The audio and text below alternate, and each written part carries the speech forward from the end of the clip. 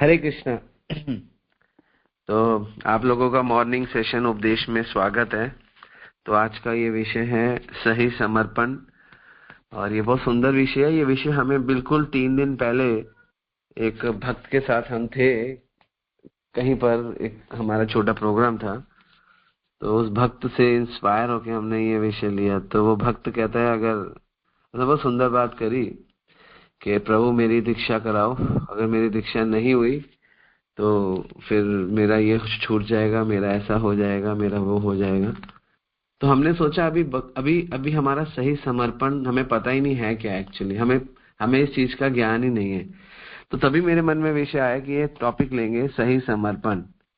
अगर मुझे ये नहीं मिला तो मैं भगवान की भक्ति छोड़ दूंगा, अगर मेरी दीक्षा नहीं हुई तो मैं भक्ति छोड़ दूंगा या भक्त छोड़ दूंगा या मेरा छूट जाएगा, या हमें कुछ संसार में नहीं मिला तो हम ये कर लेंगे। तो मतलब छोटी छोटी बातें, सही समर्पण नहीं है लोगों को, लोग पता नहीं है अभी।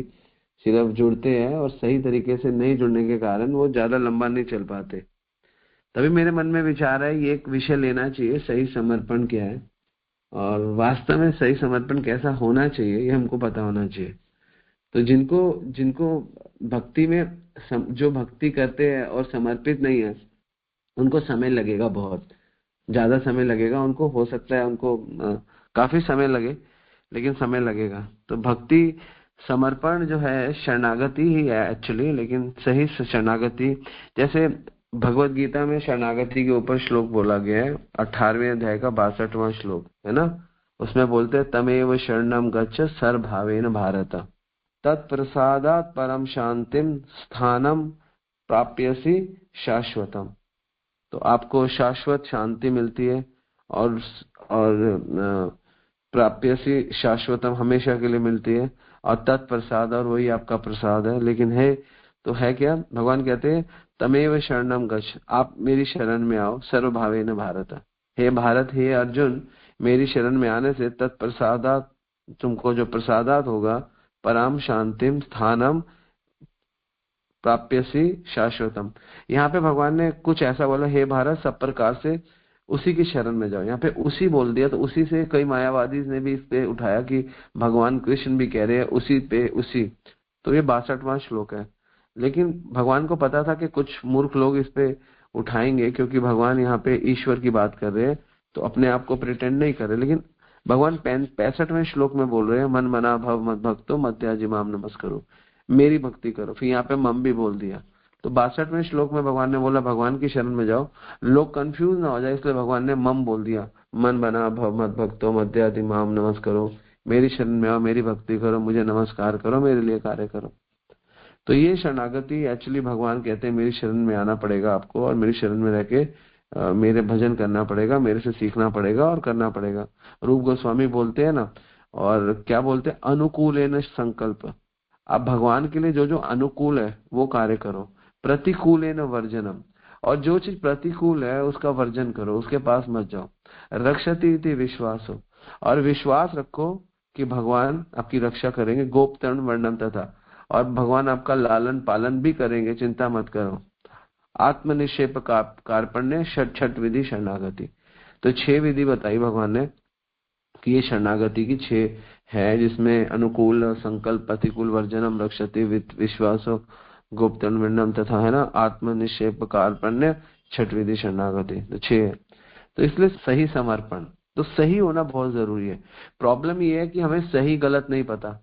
हम कोई भी कार्य करते हैं ना, उसमें एक चीज हमेशा सही पे मतलब होगा। हम गीता बोल रही है 337 कि अर्जुन गलत होगा, लेकिन वो गलत हो पहले तो होगा नहीं, होगा तो उसके बाद गलत होगा, गलत होगा तो उसके बाद कुछ होगा, कुछ होने के बाद कुछ सही होगा, फिर बहुत लेट जाके बिल्कुल सही होगा। तो ये बिल्कुल सही लेट जाके होता है। तो वी अंडरस्टैंड कि एकदम से सही नहीं होता, पहले तो होता ही नहीं है। लोगों को माला करो तो लोग माला ही नहीं करते। तो इसलिए हम लोग कहते हैं आप बस माला करो, आप कीर्तन करो, आप माला करो और प्रसाद खाओ, बस यही करो, कुछ मत करो। क्योंकि कुछ तो करो, क्योंकि कुछ होगा नहीं। तो इसलिए हम ज्यादा किसी को फोर्स नहीं करते, चलो कर रहा है तो करो। करना जरूरी है, करना इज इम्पोर्टेंट, है ना। तो करना जरूरी है। फिर करने के बाद गलत करता है, कोई बात नहीं, वो भी जरूरी है, गलत करो जरूरी है। जैसे बच्चे को आप पेंसिल दोगे तो गलत लिखेगा शुरू में, है ना, शुरू में गलत बोलेगा, तोतला बोलता है। जब बच्चा शुरू में बोलता है तो कई माएँ परेशान होती है, उनका बच्चा बोलता नहीं है, बड़ी खुश होती है जब तोतला बोलता है। गलत बोल रहा है लेकिन खुश हो रही है, क्योंकि पता है कि सही बोलने की विधि गलत से ही शुरू होती है। सही बोलने की विधि सही से शुरू नहीं होती, वो गलत से ही शुरू होती है। इसलिए माँ खुश होती है, चलो गलत बोलना शुरू किया। भगवान भी खुश होते हैं, हम कुछ कर रहे हैं, गलत करे कोई बात नहीं, करो करो, गलत कर रहे हैं, भगवान खुश है। अब वो बात अलग है कि भक्त लोग ही खुश नहीं होते गलत कर रहे हैं, लेकिन भगवान को कोई फर्क नहीं पड़ता, भगवान खुश होते हैं कि कर रहा है ना। गुरु खुश होते हैं कि कर रहा है, तो करेगा, फिर धीरे धीरे कुछ करेगा। पहले तो गलत करेगा, ऑब्वियसली गलत करेगा, फिर गलत करने के बाद कुछ करेगा, और कुछ करने के बाद थोड़ा करेगा, फिर थोड़ा करने के बाद थोड़ा बहुत ठीक करेगा, फिर फाइनली जाके ठीक होगा। तो ये ऐसे चलता है। तो इसलिए सही समर्पण हमको सीखना है, क्योंकि हम लोगों को अब, क्योंकि हमें काफी समय हो गया है, तो हमें सही समर्पण सीखना पड़ेगा। क्योंकि अगर हम सही समर्पण नहीं सीख पाएंगे, अगर बच्चा हमेशा ही केजी में रहेगा, केजी में रहेगा, तो उसकी ग्रोथ नहीं होती। उसकी मेंटल ग्रोथ के लिए उसको कथाओं क्लासेस में आगे बढ़ना है।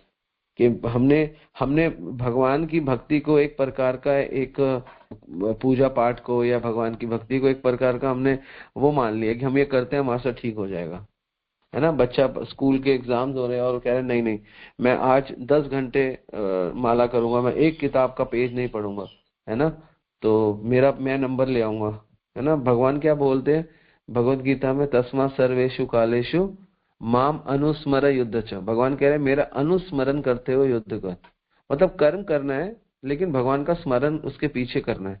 हम क्या करते हैं, पीछे का स्मरण स्मरण कर रहे हैं, आगे कर नहीं रहे, तो भी काम नहीं होगा। और आगे आगे करेंगे, पीछे स्मरण नहीं करेंगे, तो भी काम नहीं होगा। तो ये कॉम्बिनेशन है, सही तरीके से कार्य करने का कॉम्बिनेशन है। पीछे से भगवान का स्मरण करते रहो, और आगे से जो भगवान ने जिम्मेदारी कर्तव्य दी है वो करते रहो। तो ये तरीका है कार्य करने का। तो सही समर्पण हम लोगों को नहीं पता, तो सही समर्पण हमको कैसे पता चलेगा? तो सही समर्पण हमको चैतन्य महाप्रभु ने बताया। चैतन्य महाप्रभु स्वयं, भगवान स्वयं आए और भगवान ने बताया कि सही समर्पण कैसे होगा। और चैतन्य महाप्रभु ने बहुत सुंदर हमें तरीका बताया, कैसे हमें भक्ति करनी है, कैसे हमें प्रगति करनी है, क्या क्या कैसे कैसे छोड़ना है, कैसे कैसे करना है। चैतन्य महाप्रभु ने अपनी पूरी की पूरे क्या कहते हैं जीवन काल में सिर्फ 8 श्लोक दिए, जिनको नाम दिया गया शिष्टा अष्टकम। सिर्फ 8 ही श्लोक। प्रभुपाद चैतन्य महाप्रभु की टीचिंग्स के सिर्फ 8 ही श्लोक है। जैसे भगवान कृष्ण ने गीता बोली 700 श्लोक है ना, और भागवतम में लगभग 18,000 श्लोक। लेकिन चैतन्य महाप्रभु ने आपको 8 श्लोक दिए, और चैतन्य महाप्रभु ने बोला ये 8 श्लोक अगर आपने अपने जीवन में उतार लिए तो आपको किसी चीज की जरूरत नहीं है। अब पता नहीं आप में से कितने लोगों को पता है, लेकिन अगर नहीं पता तो चैतन्य महाप्रभु की शिष्टा अष्टकम आप पढ़ सकते हो। उसमें पहला श्लोक है चेतो दर्पण मार्जनम, और उसमें चैतन्य महाप्रभु कहते हैं अपने चित्त को सफाई करो। और दूसरा श्लोक है नामनाकारी बहुधा निज सर्वशक्ति, और भगवान कहते हैं कि मैंने अपनी सारी शक्ति नामनाकारी बहुधा निज सर्वशक्ति, सारी शक्ति नाम में डाल दी। तो पहले श्लोक में भगवान कह रहे हैं अपने चित्त को मार्जन करो, कैसे करो? नाम से, पहले 2 श्लोकों में।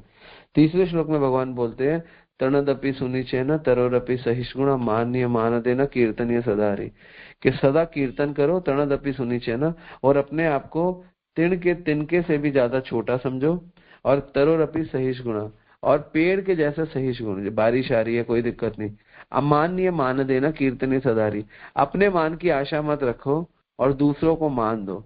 एक्चुअली कई आचार्य तो बोलते हैं अगर ये वाला फॉर्मूला अगर अपनी लाइफ में जी ले, अपने आप को घास के तिनके से छोटा समझे और पेड़ की तरह सहिष्णु समझे, दूसरों को मान दे, अपने मान की इच्छा ना करे, है ना। तरणदपि सुनिचेन मतलब छोटी सी घास के तिनके जैसे अपने आप को समझे कि कोई भी कुचल के चला जाए, कोई फर्क नहीं पड़ता, ठीक है ना। तरोरपि सहिष्णुना, और हमको सहिष्णु बनना है किसके जैसे? पेड़ के जैसे। अमान्य मान देना, दूसरों को मान दे, अपने मान की इच्छा ना रखे, और कीर्तनीय सदाहरि। ये तीसरा श्लोक बहुत जबरदस्त श्लोक है महाप्रभु की शिष्टाष्टकम का। चौथा श्लोक है ना जन्म ना धनम ना जन्म ना सुंदरी कविता व जगदीश का, मतलब मुझे कोई धनम जन्म और इसमें आसक्ति नहीं रखनी, ना मेरा धनम ना मेरा जन्म, ना स्त्री में आसक्ति रखनी है।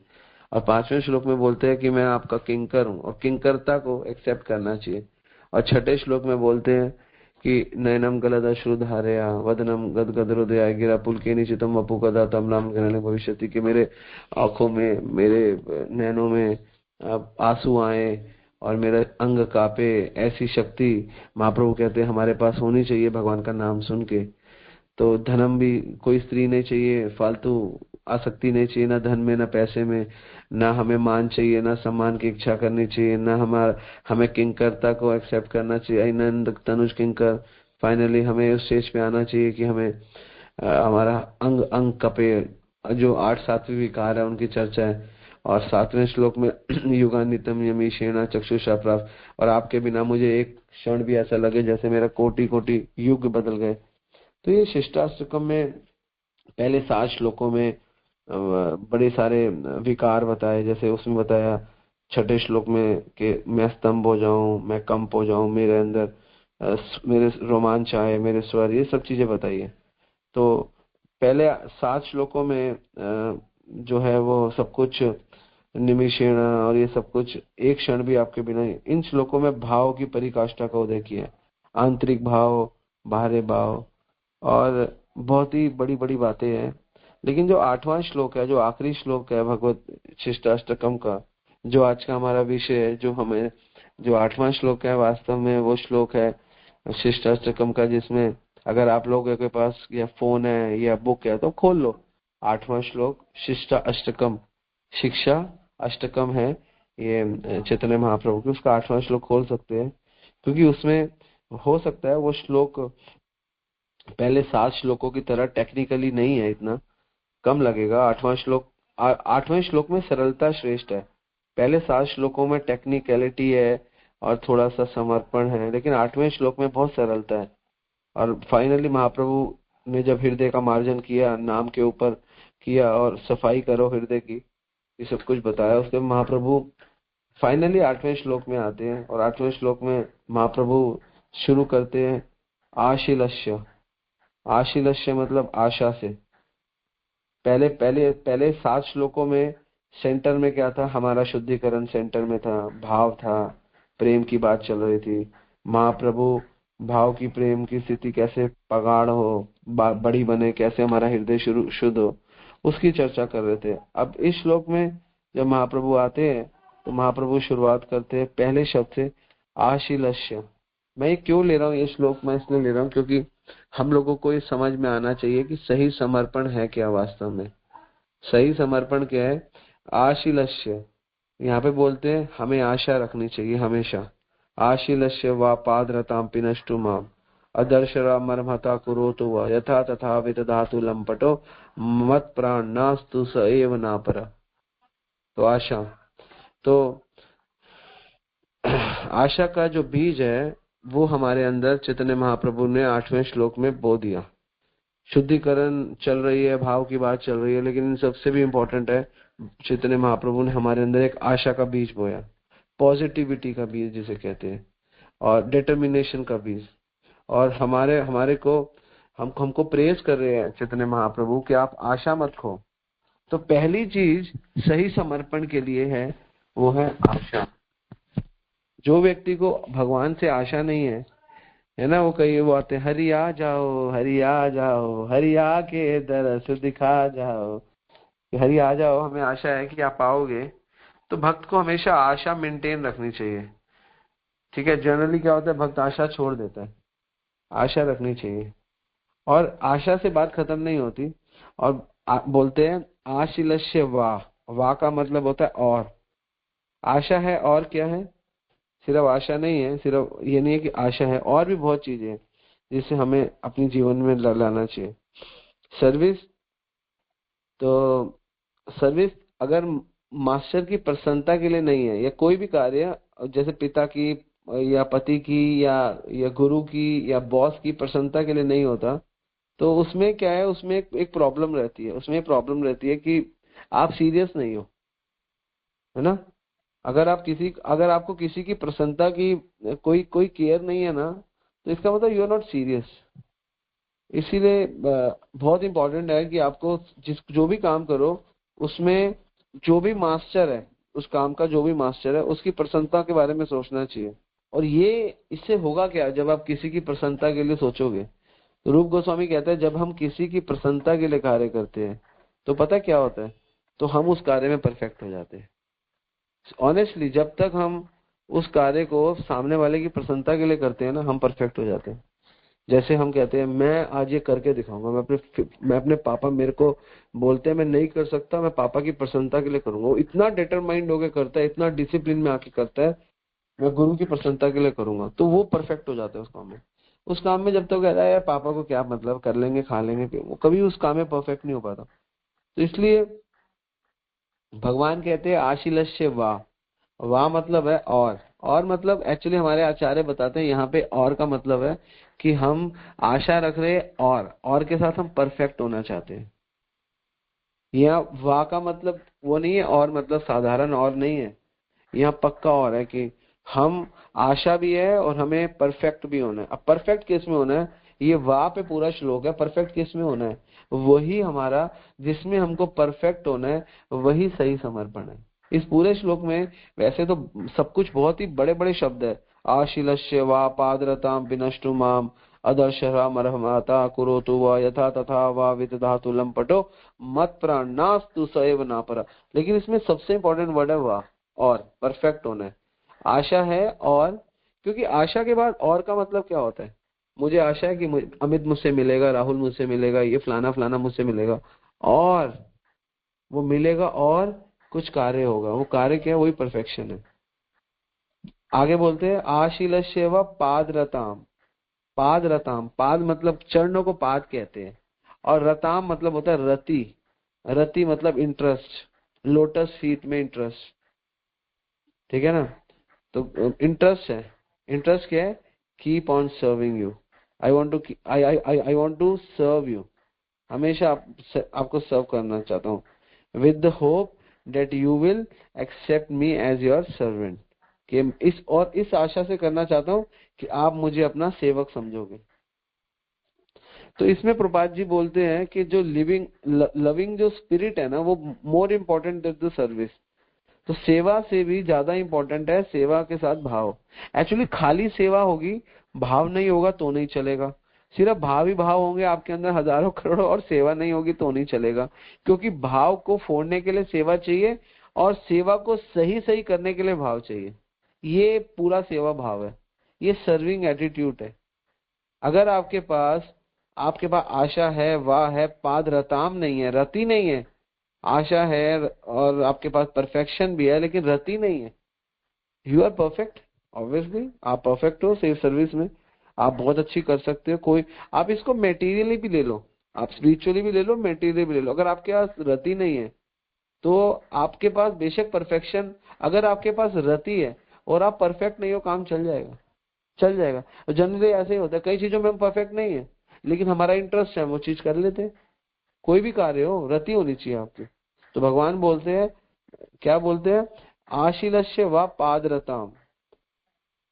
पादरताम कि मुझे रति है और परफेक्शन, आशा है कि आप मुझे परफेक्ट कर दोगे।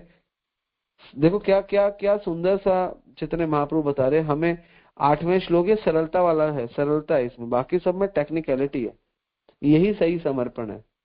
तो सेवा के अंदर भावना होनी चाहिए, अंदर ही अंदर भावना नहीं होनी चाहिए, बल्कि सेवा के अंदर होनी चाहिए। भावना को अंदर अंदर मत रखो हृदय में, सेवा के अंदर लेकर आओ। लोगों के अंदर बहुत भावना है, प्रभु आप कुछ आप भजन करो, नहीं हमारा हमारा अंदर से चलता है प्रभु, आप डोंट वरी, हमारा अंदर से चलता है।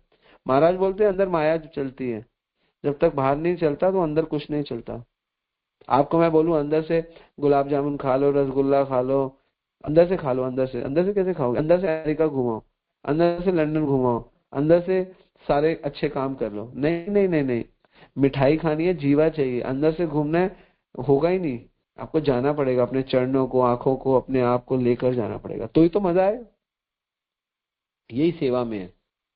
तो भगवान यहाँ पे चैतन्य महाप्रभु कहते हैं आशा रखो परफेक्ट होने की, साथ में आशीलस्य व पाद रताम, और रति रखो चरणों की। पाद पाद मतलब चरण, पाद रताम पिनष्टुम। अब ये पिनष्टु शब्द बड़ा खतरनाक है। पिनष्टु का मतलब क्या होता है? पिनष्टुमाम, पिनष्टु का मतलब होता है सफरिंग। आशा है, सेवा करूंगा, लेकिन पिनष्टु माम। लेकिन भगवान अगर आप मुझे सेवा में लगाओगे या मुझे सफरिंग दोगे, है ना, मुझे आप चाहे भक्ति दो, चाहे मुझे परफेक्ट करो, चाहे आप पाद रताम मेरी रति लगाओ, अगर ये सब कुछ भी नहीं कर सकते, या मुझे सफरिंग दो, सेवा भावना दो या मुझे सफरिंग दो। ये बहुत मुश्किल है कहना कि मुझे सफरिंग दो, लेकिन यहाँ पे पिनष्टु माम, माम मतलब मुझको, पिनष्टु मतलब सफरिंग मतलब कष्ट दो। तो ये श्लोक क्यों इतना इंपॉर्टेंट है? क्योंकि अगर हम सही समर्पण चाहते हैं तो सिर्फ अच्छी चीज नहीं चाहिए हमको, अच्छी हो या बुरी हो नो मैटर, कुछ फर्क नहीं पड़ता, इसलिए पिनष्टु शब्द दिए। हरिदास ठाकुर को 22 बाजारों में मारा गया, पांडवों को सारा जीवन कष्टों में रखा गया, स्पेशली द्रौपदी को, और द्रौपदी को तो इतना कष्टों में रखा गया, अगर आप स्थिति में देखो तो द्रौपदी की तो इज्जत तक को उतारा गया। लेकिन द्रौपदी नेवर कंप्लेंट, कभी कंप्लेंट नहीं किया कि मैं आपको छोड़ दूंगी। पांडवों ने कहा मैं छोड़ दूंगा, और हमें कोई कहता है हमारी दीक्षा 1 साल लेट है, हम भक्ति छोड़ देंगे। तो हमारे को सही समर्पण नहीं है हमारा। You are getting the point. The problem is हम लोगों को समझ नहीं है इस चीज की कि कैसे हमको चीज को समझना है। हम हर चीज अपनी दृष्टि से देखते हैं, हर चीज देखते हैं और हर चीज अपनी दृष्टि से समझते हैं। This is all about. तो पांडव को देखो, द्रौपदी को देखो, हरिदास ठाकुर को देखो, मैया सीता ने इतने कष्ट लिए, आप देखो ना। मैया सीता वन में चली गई रानी होके 14 साल, और उसमें से भी 1 साल रावण के लंका में बिताया, जहां पर राम जी भी नहीं थे, जहां पर कोई फेवरेबल कोई जीव ही नहीं है जिसके साथ भक्ति की बात कर सके, भगवान की बात कर सके। हम लोगों को कष्ट या सुविधाओं में रह के भक्ति भक्ति कोई कष्ट और बल्कि कष्टों में रह के ही करनी चाहिए, ज्यादा बड़ी होती है। जो व्यक्ति भारत में रहते हैं ना और बड़े सुंदर सब कुछ फैसिलिटीज है, उनसे कहीं ज्यादा अच्छी भक्ति अमेरिका में वो लोग करते हैं जो टफ सर्कमस्टांसेस में है। रशिया में जब जेल में बंद किया गया तो जेल में मंगल आरती करते थे, खुद ही डीटी बनाते थे, खुद ही आरती करते थे, खुद ही परिक्रमा, तुलसी, मानसिक तुलसी को रखते थे, घूमते थे। तो जो जेलर जो वो थे ना वहां पे, सिपाही और जेलर, वो परेशान हो गए, उन्होंने उनको बाहर निकाला। तो इन्होंने पूरा यहाँ पे दिमाग ही खराब कर दिया, उनको मारा गया। उनके पास माला नहीं थी करने की, उन्होंने क्या किया, जो उनको ब्रेड मिलती थी, ब्रेड को पानी के साथ गीला करके माला की तरह गोल गोल बनाया, फिर उसके साथ करते थे। कितना जिनको करना है ना उनके लिए सफरिंग बहुत अच्छी है। कई बार ऐसा होता है कि हमारी कंडीशन अगर फेवरेबल ना हो तो हमारी तीव्रता भी बढ़ जाती है, तो ये भी एक अच्छा गुण है। तो कहते हैं कि आप हमें चाहे परफेक्ट करो, चाहे आप हमें अपनी रति में लगाओ, चाहे आप हमें कष्टों में लगाओ। तो भक्त के लिए सिर्फ हमेशा रति इंपॉर्टेंट नहीं है, कष्ट भी इंपॉर्टेंट है। Always Rati is not so important. भगवान कह रहे आशीलस्य वा पादरताम पिनष्टु माम। एक तो पिनष्टु मतलब सफरिंग देते हो, सफरिंग, और अदर्शा मर्महता को रोते हुआ, अदर्शा मतलब दर्शन मत दो। पहले तो सफरिंग दे रहे हो और ऊपर से नेग्लेक्शन ऑल्सो, अदर्शा मर्महता को रोते हुआ। अगर आप मुझे अपने रति देंगे, अगर आपने रति दी बहुत अच्छा है, अगर आप मुझे सफरिंग देंगे और सफरिंग के साथ निग्लेक्शन देंगे, अदर्शा मर्महता को रोते हुआ, suffering and neglection also. Neglection is itself is a bigger suffering। किसी को इग्नोर करना ये सबसे बड़ी सफरिंग है। आप किसी को कष्ट दे दो चलेगा, लेकिन उसको इग्नोर करोगे ना तो उसको बहुत दुख होगा। तो यहाँ पर महाप्रभु कह रहे हैं 8वें श्लोक में, हे कृष्ण, वो स्वयं कृष्ण है लेकिन भक्त के रूप में आए हैं और भक्त के भाव को प्रकट कर रहे हैं। एक सुंदर भक्त का कैसा भाव होता है, तो अपने आप को भक्त लेकर कह रहे हैं कि आप मुझे कष्ट दो या आप मुझे नेग्लेक्शन दो। नेग्लेक्शन मतलब आप मुझे क्या कहते हैं, दर्शन मत दो, आप मुझे इग्नोर करो। Fighting is okay, but neglection is it's a big trauma, it's a difficult to handle. कोई आपको नेग्लेक्ट करेगा ना, कोई आपको अगर इग्नोर करेगा, नेग्लेक्ट करेगा, आप देखना बहुत प्रॉब्लम है। नेग्लेक्शन तो बड़े बड़े संतों को दुखी कर गई। नेग्लेक्शन बहुत बहुत बड़ा विषय है, इसलिए नेग्लेक्शन जब हमको मिलती है हमको बहुत दुख होता है। तो इसलिए बड़ा मुश्किल है। जब ब्रह्मा जी को भगवान ने इग्नोर किया, जब ब्रह्मा जी ने ब्रह्म विमोहन लीला की, तो भगवान ने ब्रह्मा जी को डांट नहीं लगाई। भगवान ने ब्रह्मा जी को कहा कि तूने मुझे ग्वाल वालों से अलग किया, ओके, भगवान ने इग्नोर किया। ये पॉइंट ब्रह्मा जी के मन में चुभ गया। कहते प्रभु आपने आपने मुझे इग्नोर किया ना, वो मुझसे बर्दाश्त नहीं है। आप मुझे, इंद्र को डांट पड़ी, इंद्र को डंडे पड़े, इंद्र सह गया, कोई बात नहीं, भगवान ने सह दिया। इग्नोर, गुरु आपको डांट दे कोई प्रॉब्लम नहीं है, गुरु गुरु आपको इग्नोर ना करे, ignorance is it's very difficult to handle. तो यहाँ पर चैतन्य महाप्रभु कह रहे बेशक आप मुझे पिनष्टु करो, मुझे सफरिंग दो, या अदर्शा, या मुझे आप इग्नोर कर दो, मुझे कोई फर्क, मैं मतलब इग्नोर कर दो। इग्नोरेंस बहुत बड़ा एक प्रकार का वो है, क्या कहते हैं, बहुत बड़ा सफरिंग है, बहुत बड़ी सफरिंग है। Ignorance is a big suffering, suffering से भी बड़ी सफरिंग है, बहुत बड़ी सफरिंग है। तो ये डिवोटी के पास एक बहुत अच्छी अपॉर्चुनिटी है ये, to serve Krishna in case of neglection, in case of suffering. एक अच्छा भक्त वो ये सोचता है कहीं ना कहीं मेरे को Lord Krishna is giving opportunity, एक मौका दे रहे हैं, मुझे मौका दे रहे हैं। क्या मौका दे रहे हैं कि मैं और अच्छा करूं, और अच्छा करूं।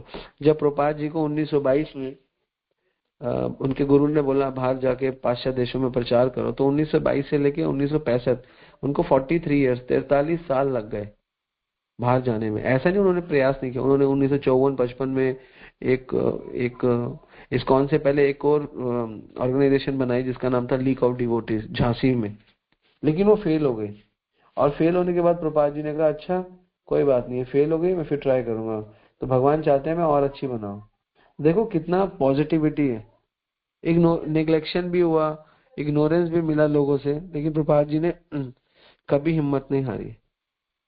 आगे बोलते हैं कि आप, मुझे आपसे आशा है, आशीर्ष व पादरताम पिनष्टु, मुझको हमको रति चाहिए, पिनष्टु आप हमें, चाहे आप हमें सफरिंग दो, या अदर्शरा मरमहता कुरोतु हुआ, चाहे आप हमें इग्नोर करो, यथा तथा विद धातु लंपटो। लंपट, लंपट का मतलब होता है कि लंपट होता है थोड़ा सा मस्ती वाला व्यक्ति, लंपट है ना, अपने मस्ती, वो कहते बोलते यथा तथा विद धातु लंपटो। लंपट is going to someone else, मतलब एक्चुअली तुम कहीं भी जाओ, I don't have any problem, but हमें कोई प्रॉब्लम नहीं है, और आप कुछ भी चाहते हो वो भी करो, हमें कोई प्रॉब्लम नहीं है, क्योंकि आप लंपट हो, है ना, क्योंकि हमें पता है कि आप लंपट हो, आप मस्ती करोगे, है ना। जैसे हस्बैंड लंपट हो जाते हैं, लेकिन एक चेस्ट वाइफ जो होती है वो फिर भी उसको एक्सेप्ट करती है। चेस्ट वाइफ कभी नहीं अपने, उसका पति अगर कुछ गलत भी कर रहा है तो वो उसको पकड़ लेती है। पहले तो ऐसे होता था, आजकल तो जमाना बदल गया है, आजकल तो वाइफ ही चेस्ट नहीं रह गई और हस्बैंड चेस्ट हुआ, आजकल तो कलयुग है। लेकिन पहले अगर, क्योंकि पुरुषों को कहते हैं लंपट है ना, तो फिर भी जो चेस्ट वाइफ होती है वो उसको छोड़ती नहीं है, स्टिल फॉलो। तो इसलिए आप लंपट हो, आप कहीं भी जाओ, है ना, मैं आपको नहीं छोड़ूंगा। प्रभुपाद जी कहते हैं कि हम, कृष्णा आप मुझे 2 अटैक दो या 4 अटैक दो, मैं तो अमेरिका जाऊंगा। मैं, प्रभुपाद जी को अमेरिका जाते हुए 2 अटैक आए। प्रभुपाद जी ने, ये नहीं होता, अगर पैर भी मुड़ जाए ना, अगर हम कहीं जा रहे हैं मीटिंग में या कहीं पे पैर मुड़ जाए तो मीटिंग कैंसिल कर देते हैं। हार्ट अटैक आना तो बहुत बड़ी बात है, और कोई वहां पे कोई बाईपास सर्जरी नहीं हुई उनकी, 2 हार्ट अटैक आए, उन्होंने एक सॉन्ग में लिखा, और वहां पे डायग्नोज भी हो गया कि 2। तो उन्होंने बोला कोई फर्क नहीं पड़ता, ठीक है ना, आप चाहे कुछ भी दो, मुझे कोई फर्क नहीं पड़ता। तो ये जो सफरिंग प्रभुपाद जी को दी गई, ये क्यों दी गई आपको, आप हम समझ सकते हैं, क्योंकि ये श्लोक को सिद्ध करना है, इस श्लोक को सिद्ध करना है। क्या श्लोक को सिद्ध करना है कि जो भक्त है ना, उसकी आशाएं, उसकी जो पादरता में, उसकी जो आशाएं हैं और रति है भगवान के प्रति, और उसकी जो परफेक्शन है, वो कभी भी, भगवान कुछ भी करे, लंपट होके कुछ भी करे, वो कभी टूटती नहीं है। और फिर आगे आखिरी लाइन में बोलते हैं मत प्राण नास्तु ऐसे ना परा, मेरे जो, मैं मत प्राण नास्तु, आप ही मेरे प्राणनाथ हो, सएव ना परा, और दूसरा कोई नहीं है। I will not accept anyone else except of you. तो डेटर्मिनेशन है इस श्लोक में, एक सुंदर डेटर्मिनेशन है। तो मिशन और मूवमेंट, ये हमेशा रेडी रहना, मिशन हमेशा रेडी रहना चाहिए हमारा। हमारा मिशन क्या है, प्रभुपाद जी क्या मिशन देते हैं कि जा रहे देखो तारे कहो कृष्ण उपदेश, चैतन्य महाप्रभु कहते हैं हमारा आज्ञा रहे, गुरु होई तारो यही देश। तो भारत भूमि ले होइले जन्मजार, जिसका भारत की भूमि पे जन्म हुआ है, जन्म सार्थक करी करो परोपकार। उसको अपना जन्म सार्थक करना है, और पूरे पूरे विश्व का कल्याण, पूरे विश्व के कल्याण की जिम्मेदारी सिर्फ भारत में रहने वाले भक्त, कृष्ण भक्तों के ऊपर है, पूरे विश्व की, और किसी के ऊपर नहीं है। और कोई डिजर्व नहीं करता, सिर्फ यही लोग डिजर्व करते हैं जो भगवान की गीता का, भागवत का प्रचार प्रसार करते हैं। इसीलिए गीता को समझो, गीता को जानो, और पूरे विश्व में। मैं आपको बताऊं, आप प्रभुपाद जी ने क्यों इतने लोगों को बदल दिया, आप बताओ। इतने अंग्रेज बदल दिए, which is next to impossible. क्यों बदल दिए? क्योंकि प्रभुपाद जी बिल्कुल शुद्ध थे, और कोई उनके मन में एक पैसे का भी स्वार्थ नहीं था, एक पैसे का। और पैसा बहुत लेते थे लोगों से, ऐसी बात नहीं है, लेकिन स्वार्थ नहीं था, और सारा पैसा भगवान की सेवा में। प्रभुपाद जी ने जब इस्कॉन बनाई, तो किसी ने बोला प्रभुपाद जी को, I forget the name of that, Prabhupada ये आप अपने बेटों के नाम करोगे? No, never. ISKCON is not for, it's not is a family business, is not, ये कोई फैमिली का बिजनेस नहीं है। प्रभुपाद जी ने बिल्कुल ध्यान रखा इस चीज का, कि मेहनत, ये कृष्ण की मेहनत है, और कृष्ण के भक्तों से हुई है, सब भक्तों का। तो प्रभुपाद जी के 3 बेटे थे, है ना, 3 बेटे हैं। अभी अभी एक तीसरे बेटे चले गए, लेकिन हाँ, तो 3 बेटे थे, तो एक को भी दे सकते थे सारा कुछ, इतना कमाए, 108 मंदिर बनाए 12 साल में। तो प्रभुपाद जी एक बिजनेसमैन को कहते, आपका क्या, आप क्या बिजनेस करते हो? कह रहे, आपसे तो बहुत बड़ा मैं बिजनेसमैन हूँ, मैंने 12 साल में 108 मंदिर बनाए। प्रभुपाद ने सामने ही बना दिए थे, और कुछ तो कंस्ट्रक्शन चल रही थी अभी उसके बाद, 11 साल में, 76 77 में गए, 66 में, फटाफट फटाफट फटाफट। वो भी ऐसा नहीं है कि यहाँ पे कहीं दिल्ली के मंगोलपुरी में बना दिया सस्ती, नहीं नहीं, अमेरिका, लंदन, है ना, कहाँ कहाँ पे बनाया, वृंदावन, आपका बॉम्बे, बॉम्बे का मंदिर, जूहू टेम्पल, इतना एक्सपेंसिव टेम्पल था वो उस टाइम पे। इतने सुंदर सुंदर 4 मंदिर दिल्ली में, इंडिया में बनाए। तो इतना साउथ अफ्रीका में अपने सामने बनाया, नैरोबी में अपने सामने, कितनी जगह प्रभुपाद जी ने मंदिर बनाए, कीनिया, नैरोबी में अपने सामने, इतनी जगह बनाए मंदिर। तो क्यों बनाए? बिकॉज कोई कोई प्रॉब्लम नहीं है कि हमको मत प्राण नास्तु सेव एवं ना परा। तो ये जो कॉन्शियसनेस है ना प्रभुपाद जी की, जो ये कॉन्शियसनेस थी, ये बहुत बड़ी कॉन्शियसनेस थी, और ये यही भक्ति की परफेक्शन है एक्चुअली। तो हमारे को कोई प्रॉब्लम है, हमारे को प्रॉब्लम नहीं है, कोई फर्क नहीं पड़ता। हमारा जो गोल है ना, वो बिल्कुल क्लीन और क्लिस्टर क्लियर होना चाहिए। जब तक हमको सफरिंग्स, जब तक हमको निग्लेक्शन और ये सब से प्रॉब्लम है, तो हमारा सही समर्पण नहीं है। क्योंकि चैतन्य महाप्रभु कहते हैं कि हमारी नेग्लेक्शन और हमारे को सफरिंग्स, ये कहते हैं ना, क्या क्या क्या बोलते हैं, a bad time is a better experience of life. अगर आपके जीवन में कुछ गलत ही नहीं हो रहा ना, और आप सब कुछ सही चाहते हो, और सब कुछ सही हो रहा है, तो आपको कभी एक्सपीरियंस नहीं आएगा। कोई कहता है वो कि बादाम खाने से दिमाग बढ़ता है। अरे भैया, अगर बादाम खाने से दिमाग बढ़ता, तो जिनका ड्राई फ्रूट का काम है, उनके तो सारे बच्चे दिमागी होते। नहीं नहीं, धक्के खाने से दिमाग बढ़ता है, ना कि बादाम खाने से दिमाग बढ़ता है। ठीक है, दिमाग खाना नरिशमेंट के लिए अच्छी बात है, लेकिन जो जितना एक्सपीरियंस लेता है ना, उसका ज्यादा दिमाग खुलता है। जो शास्त्रों को पढ़ता है, उसका शास्त्रों में दिमाग खुलता है। आप अपना कोई ट्रेड करो, आप कोई बिजनेस कर रहे हो, आपको 1 साल हो गया, 2 साल हो गया, 3 साल, 5 साल, आपको सारे लूपहोल पता चल जाएंगे। आपको समझ में आने लगेगा बिजनेस क्या है, ये कैसे इसको डील करना है, कैसे इसको हैंडल करना है, कैसे इसको बढ़ाना है। क्योंकि आपने समय दिया इसको, आपने अपना पूरी शक्ति दिया उस काम को, तो वो काम निकल के क्यों नहीं आएगा? तो जो व्यक्ति पैसा कमाने की मेहनत करता है, कृष्णा उसको पैसा कमाते हैं। कोई लोग जायदाद बनाने की प्रयास करता है, भगवान उसको जायदाद बना के देते हैं। कोई लोग औलाद बनाता है, बच्चे बनाने का प्रयास करता है, जैसे मुस्लिम है, बच्चे बनाते हैं, तो भगवान उनको बच्चे बना के देते हैं। कोई लोग प्रचार करता है, तो भगवान उनको भक्त देते हैं। जो जो जिस इच्छा से कार्य करता है, कृष्णा वैसा देते हैं। कोई अगर पैसा कमाने के लिए आतुर है, बिजनेस कर रहा है और बहुत ही मेहनत कर रहा है, तो कृष्णा उसको उस डायरेक्शन में बढ़ा देते हैं। उसमें सफरिंग्स भी आती है, उसमें निग्लेक्शन भी होता है, उसमें उसमें दिक्कतें भी आती है, लेकिन वो छोड़ता थोड़ा ना, वो करता है। तो सिमिलरली हम लोगों को सही समर्पण तब तक नहीं आएगा जब तक शिष्टाष्टकम का 8वां श्लोक अपने जीवन में अप्लाई नहीं करेंगे, समझ के अप्लाई नहीं करेंगे। हमको पता ही नहीं चलेगा सही क्या है। हरि कार्य साधक हम नहीं बनेंगे, हमें नहीं समझ में आएगा। इसे जब तक हम हरि कार्य साधक बनेंगे, और हमको पता है क्या करना है, हमें एक हरि कार्य साधक, प्रभुपाद कहते थे हमें सिर्फ हरि कार्य साधक बनना है। प्रभुपाद के इस मिशन को हरे कृष्णा मूवमेंट से पूरा करना है। मूवमेंट एंड मिशन, हरि कार्य साधक। आप बिजनेस कर रहे हो तो भी हरि कार्य साधक बन सकते हो, आप नौकरी कर रहे हो तब भी हरि कार्य साधक बन सकते हो, आप कोई और चीज कर रहे हो तो भी हरि कार्य साधक बन सकते हो, आप भक्ति कर रहे हो और हरि कार्य साधक बन सकते हो। हमें बनना क्या है? We are here to fulfil the mission of the lord only by Hare Krishna movement. तो प्रभात कहते थे हमने ये जो we made Hare Krishna movement just to fulfil the mission of the lord, mission of the Krishna. Devotion is not for myself, बल्कि devotion is about to fulfil the mission of the lord. पादरताम, that is actually meaning of पादरताम, ठीक है ना? That is actually meaning of पादरताम, not for myself, भक्ति मेरे लिए नहीं है, बल्कि devotion is about fulfilment the mission of the lord, बल्कि जो भगवान का मिशन है, जो भगवान चाहते हैं उसको पूरा करना ही भक्ति है, वही डिवोशन है। ये सही सही अर्थ है पादरताम।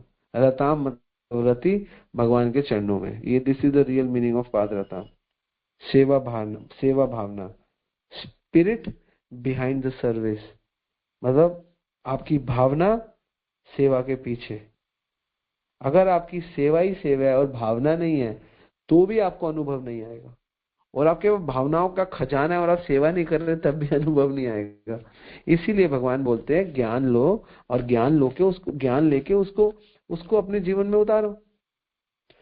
वो नरोत्तम दास ठाकुर बोलते हैं, मने स्मरण प्राण मधुर मधुर धाम, युगल विलास स्मृति सारे, साध्य साधन एही होए, एही बार नहीं होए, एही तत्व सर्व विधि सार। मन में जो स्मरण है ना, और मनेर स्मरण प्राण, हमारा जो स्मरण है ना वो जब तक प्राण नहीं होगा, भगवान कह रहे प्राण, प्राण मतलब भगवान नहीं होंगे जब तक हमारे स्मरण में, मधुर मधुर धाम, और वो भगवान का मधुर मधुर धाम नहीं होगा। और युगल विलास स्मृति सार, अपनी स्मृति को इतना ऊंचा कर लो, इतना ऊंचा कर लो कि वो सार में बदल जाए, स्मृति सार। एक्चुअली स्मरण के ना 4 प्रकार होते हैं, नाम स्मरण, रूप स्मरण, गुण स्मरण और लीला स्मरण। और ये 4 प्रकार के स्मरण जो है, इनकी पद्धति होती है 5। ये थोड़ा टेक्निकल है लेकिन मैं आपको 1 मिनट में बता देता हूँ। तो स्मरण की पद्धति होती है 4, प्रकार होते हैं 4, और पद्धति होती है 5। तो स्मरण आता है स्मरण, धारणा, ध्यान और ध्रुव स्मृति और समाधि। तो स्मरण एक्चुअली क्या होता है? एक जनरल स्मरण क्या है? जनरल स्मरण है भगवान की लीलाओं का स्मरण करना, सिंपल सा, और भगवान की लीलाओं का सामान्य रूप से मन में लगाना, ज्यादा टाइट नहीं, बस हल्की सी भगवान की लीलाएं सुनी, उसको कहते हैं धारणा, धारण किया। फिर उनको विशेष रूप से उनका चिंतन करना, वो कहलाता है ध्यान। तो नॉर्मली होता है स्मरण, होता है किसी चीज के बारे में श्रवण कीर्तन करना, वो स्मरण है। और स्मरण से अगली अवस्था होती है धारणा, जब उसको सामान्य रूप से ग्रहण किया जाए, मतलब बहुत एग्रेसिव होकर नहीं, सामान्य रूप से 1-2 बार पढ़ लो, अच्छा लग रहा है पढ़ लो। फिर जब उसको विशेष रूप से ग्रहण किया जाए वो ध्येय बन जाता है, और जब उसकी अमृत धारा बहने लगे तो वो हो जाती है अनुस्मृति, उसे स्मृति कहते हैं। और जब वो ध्येय मात्र रह जाए, सिर्फ फिर ध्येय का छोड़ना छोड़ दे, तो उसे समाधि कहते हैं। तो ये जो स्मरण है ना, ये जो हमने बात करी, ये जो हमने क्यों लिया, क्योंकि जब तक आप इस स्थिति पर नहीं आओगे, आपको स्मरण नहीं होगा कि मेरे को क्या कहते हैं, सही समर्पण करना, इसका स्मरण अगर आपको नहीं रहा तो आपका कभी भी समर्पण सही नहीं रहेगा। इससे समर्पण करने से पहले एक बार थोड़ा स्मरण कर लो, साधारण स्मरण कर लो कि मुझे करना क्या है, मेरा उद्देश्य क्या है। मेरा उद्देश्य दीक्षा लेना है, या मेरा उद्देश्य दीक्षा के बाद या दीक्षा लेकर सेवा करना है। मुझे सिर्फ नाम के लिए दीक्षा चाहिए, या मेरा नाम फलाना फलाना है, मैं ये हो जाऊं, मेरा नाम हो जाए, मैं 3 गुरु धारण नहीं, दीक्षा लेना है तो हम लोगों को काफी कॉन्सिक्वेंसेस पता होने चाहिए कि हमारा स्मरण क्या है, हमारी इच्छा क्या है, हमें पिनष्टु है, हमें सफरिंग्स है, या हमें सफरिंग के अलावा क्या कहते हैं अदर्शा है कि हमें दर्शन नहीं होंगे, निग्लेक्शन है, फिर भी हम आपको नहीं छोड़ेंगे, क्योंकि हमें समझ में आ गया है कि मत प्राण नास्तु सएव ना परा, कि मेरे प्राण आपसे ही कनेक्टेड है, मैं आपका ही अंश हूँ, मैं किसी और का अंश नहीं हूँ। कृष्ण आप गीता में कहते हो ममेव अंशो। अब मुझे ये चीज समझ में आ गई है और अब मैं सीरियस हो रहा हूँ, और अब मेरी सीरियसनेस में मुझे जो भी सफरिंग्स हो रही है, जो भी कुछ मुझे मिल रहा है, मैं समझ गया हूँ ये सब आप मुझे प्योरीफाई करने के लिए कर रहे हो, और मैं अब बिल्कुल डिटरमाइंड हूँ, मैं अब बिल्कुल शरणागत हूँ, मैं अब बिल्कुल सही कंडीशन में हूँ, अब मैं रेडी हूँ, चाहे मुझे जो होना है मेरे साथ हो, मेरे को कोई प्रॉब्लम नहीं है। मैं किसी किसी चीज को छोड़ूंगा नहीं, मैं डटा रहूंगा। मैं अगर फेल भी हो गया तो अगले साल फिर पढ़ के मैं ज्यादा से ज्यादा मार्क्स लेकर आऊंगा। इसलिए आशा है, और लेकिन आशा के साथ हमको परफेक्शन होनी चाहिए और हमें रति होनी चाहिए। अगर हम किसी काम में परफेक्ट नहीं है और हमारा उस काम में रति नहीं है, तो हम उस काम में कभी भी आगे नहीं बढ़ेंगे। तो काम में, चाहे आप भौतिक काम कर रहे हो, चाहे बिजनेस कर रहे हो, चाहे आप भक्ति कर रहे हो, आप चाहे नौकरी कर रहे हो, आप कुछ भी कर रहे हो, आपको परफेक्शन चाहिए और आपका इंटरेस्ट चाहिए। अगर इंटरेस्ट और परफेक्शन मिसिंग है आपके जीवन में, तो आपको सफरिंग्स और नेग्लेक्शन तंग करेंगे। अगर आपकी लाइफ में परफेक्शन है और आपकी लाइफ में इंटरेस्ट है, तो कोई भी सफरिंग्स, कोई भी निग्लेक्शन आपको डिस्टर्ब नहीं कर सकता। अगर आप डिस्टर्ब हो रहे हो, इसका मतलब यू आर नॉट परफेक्ट। अगर आप दिक्कत में आ रहे हो, तो इसका मतलब आपका इंटरेस्ट ही नहीं है उस चीज के प्रति। तो उस चीज के प्रति हमारा इंटरेस्ट नहीं है, हमारा परफेक्शन नहीं है। तो हमें फोकस किस पे करना है? हमें परफेक्शन पे फोकस करना है, और हमारा इंटरेस्ट बने उस पे फोकस करना है, ना कि सफरिंग्स पे और ना कि नेग्लेक्शन पे। क्योंकि सफरिंग और निग्लेक्शन, अगर आप परफेक्ट हो और अगर आप इंटरेस्ट है आपका उसमें, तो आपको कोई डिस्टर्ब नहीं करता। इसलिए संत को सदा दिवाली आठों पहर आनंद। जो संत होता है ना, जो वास्तव में संत हो जाता है, उसको कोई चीज प्रॉब्लम नहीं देती। जब आपको मानसिक प्रॉब्लम दे रही है चीजें, तो इसका मतलब आपका उसके प्रति इंटरेस्ट नहीं है, या आपका उसके प्रति, आप उस कार्य को करने के लिए परफेक्ट अभी हुए नहीं हो, इसलिए आपको ये सारी प्रॉब्लम आ रही है। ठीक है, तो अगर हम लोग सही समर्पण करना चाहते हैं, तो जो भी सफरिंग आ रही है, जो भी निग्लेक्शन आ रहा है, उसको एक्सेप्ट करते हुए ये समझे, मत प्राण नास्तु सेव ना परम, मैं आपको नहीं छोड़ूंगा किसी भी कंडीशन में, चाहे कुछ भी हो जाए। ठीक है, हरे कृष्णा, धन्यवाद, प्रणाम। तो बहुत सुंदर श्लोका चैतन्य महाप्रभु ने दिए, इसको याद करना चाहिए और इसको अपने जीवन में अप्लाई करना चाहिए, हमारा बहुत कल्याण होगा। ठीक है, हरे कृष्णा, धन्यवाद। हरे कृष्णा प्रभु जी, धन्यवाद, प्रणाम। हरे कृष्णा प्रभु जी, इनमें से ना, जैसे आपने बताया, तो हमें तो किसी भी तरीके की कोई भी अभी तक अनुभूति नहीं होती, तो प्रभु जी हम इस चीज को कैसे समझेंगे? अनुभूति नहीं होती तो आपको सफरिंग नहीं होनी चाहिए, आपको निग्लेक्शन से डिस्टर्ब नहीं होना चाहिए। हो जाएगी कभी ना कभी अनुभूति, हो जाएगी, अनुभूति होती है, क्यों नहीं होती? अनुभूति नहीं होती लेकिन हो जाएगी, और अगर नहीं भी होती तो भी कोई फर्क नहीं पड़ता। ठीक है ना। कल एक व्यक्ति मुझे मिला, कल हम जब क्लास करी, तो वो कहता है कि हम किसी और संप्रदाय से। मैंने बोला वेरी गुड। तो हम माला नहीं करते, हम ढोंग नहीं करते। मैंने कहा अच्छा, ढोंग नहीं करते, हम सिर्फ एकांतिक में भजन करते, ऐसे दिखा के नहीं करते। आप इस्कॉन वाले तो जहाँ जाते हो माला होती है, फलाना होती है। मैंने बोला नहीं, आप अच्छा करते हो, आप एकांतिक भक्ति करो, एकांतिक भक्ति बहुत अच्छी है, ऐसा नहीं है। तो मैंने उनको एक बात बोली, मैंने बोला कि कलयुग का युग धर्म क्या है? कह रहे भगवान का नाम लेना। तो मैंने बोला ध्यान, ध्यान है या नाम है? कह रहे नाम है, उनको इतना भी पता था। तो मैंने बोला आप ध्यान पे फोकस क्यों दे रहे हो कि ध्यान से करना है? कह रहे नहीं, फिर भी नाम तो ध्यान से करना है। मैंने बोला अगर नाम से ध्यान करना होता तो भगवान स्पेशल बोलते ना ध्यान से, भगवान ने नहीं बोला। भागवत क्या बोली है? कृत्य ध्याय तो विष्णु। ध्यान कहाँ पे करना है? सतयुग में। त्रेता यज तो मक है, त्रेता में क्या करना है? मका, यज्ञ। द्वापर परिचर्या नाम, द्वापर में करने से कलो तद हरि कीर्तना। कलयुग में हरि का कीर्तन। खायते पियते सोयते तथा यथा तथा नाम ले, देश काले नियम नहीं सर्वसिद्ध। तो जब नाम ही लेना है, सही सही लेना, तो ध्यान की जरूरत क्या है? तो इसलिए अनुभूति होना, ये हमारा मन भगवान में लगना है, सब ध्यान का विषय है। ये सब हमारी आशाएं हैं भगवान से, ये हमारी एक्सपेक्टेशन है। भक्ति के एंड पे, भक्ति करने के परिपक्ष में हम ऐसी चीजें भगवान से मांगते हैं और ऐसा अनुभव हम चाहते हैं। तो जब हम अच्छी तरीके से शास्त्रों को समझ जाएंगे तो हमें सिर्फ अच्छे भगवान की सेवाएं करनी चाहिए। हमें अनुभव होता है, हमें अनुभव नहीं होता है, हमारा कार्य सिद्ध होता है, हमारा कार्य सिद्ध नहीं होता है, ये समझ के अपने जीवन को जीना, यही अनुभव है। ये जीना कि मुझे चाहे आप मुझे दर्शन दो, चाहे आप क्यों बोला चैतन्य महाप्रभु ने हमारे लिए, आप हमें दर्शन दो, आप हमें दर्शन मत दो, आप हमें डांटो, आप हमें प्रेम करो, हम आपको नहीं छोड़ेंगे, हम आपका प्रचार करते रहेंगे। भगवान कहेंगे ये अब तुम्हें अनुभव, यही तो अनुभव है कि आपको इस चीज पे acceptance of the words of the Lord, that is अनुभव एक्चुअली। अनुभव कहीं और, हम कहीं और अनुभव देखते हैं। हम ना हर चीज को इंद्रियों से अनुभव करते हैं कि हमने जलेबी खाई, जीवा को बहुत अच्छी लगी, वाह ये अनुभव है ना, ये जीवा का अनुभव है। हमने कोई गलत काम किया, हमने भोग वृत्ति करी, उसमें मजा आया, अनुभव है। और हमने छक्का मारा क्रिकेट में और उसके बाद खुशी मिली, उसका अनुभव है। तो ये अनुभव को आप इस स्पिरिचुअल अनुभव से नहीं गिन सकते। इसलिए तो भगवान ने बोला, चाहे क्या बोल रहे चैतन्य महाप्रभु, आप मुझे दर्शन दो, आप मुझे अनुभव दो या मत दो, मत प्राण ना अस्तु सेव ना पर। इस चीज को यकीन करके पूरा जीवन जीना, यही अनुभव है। वातादि यदि दोषेण मद भक्ता माम ना स्मृत।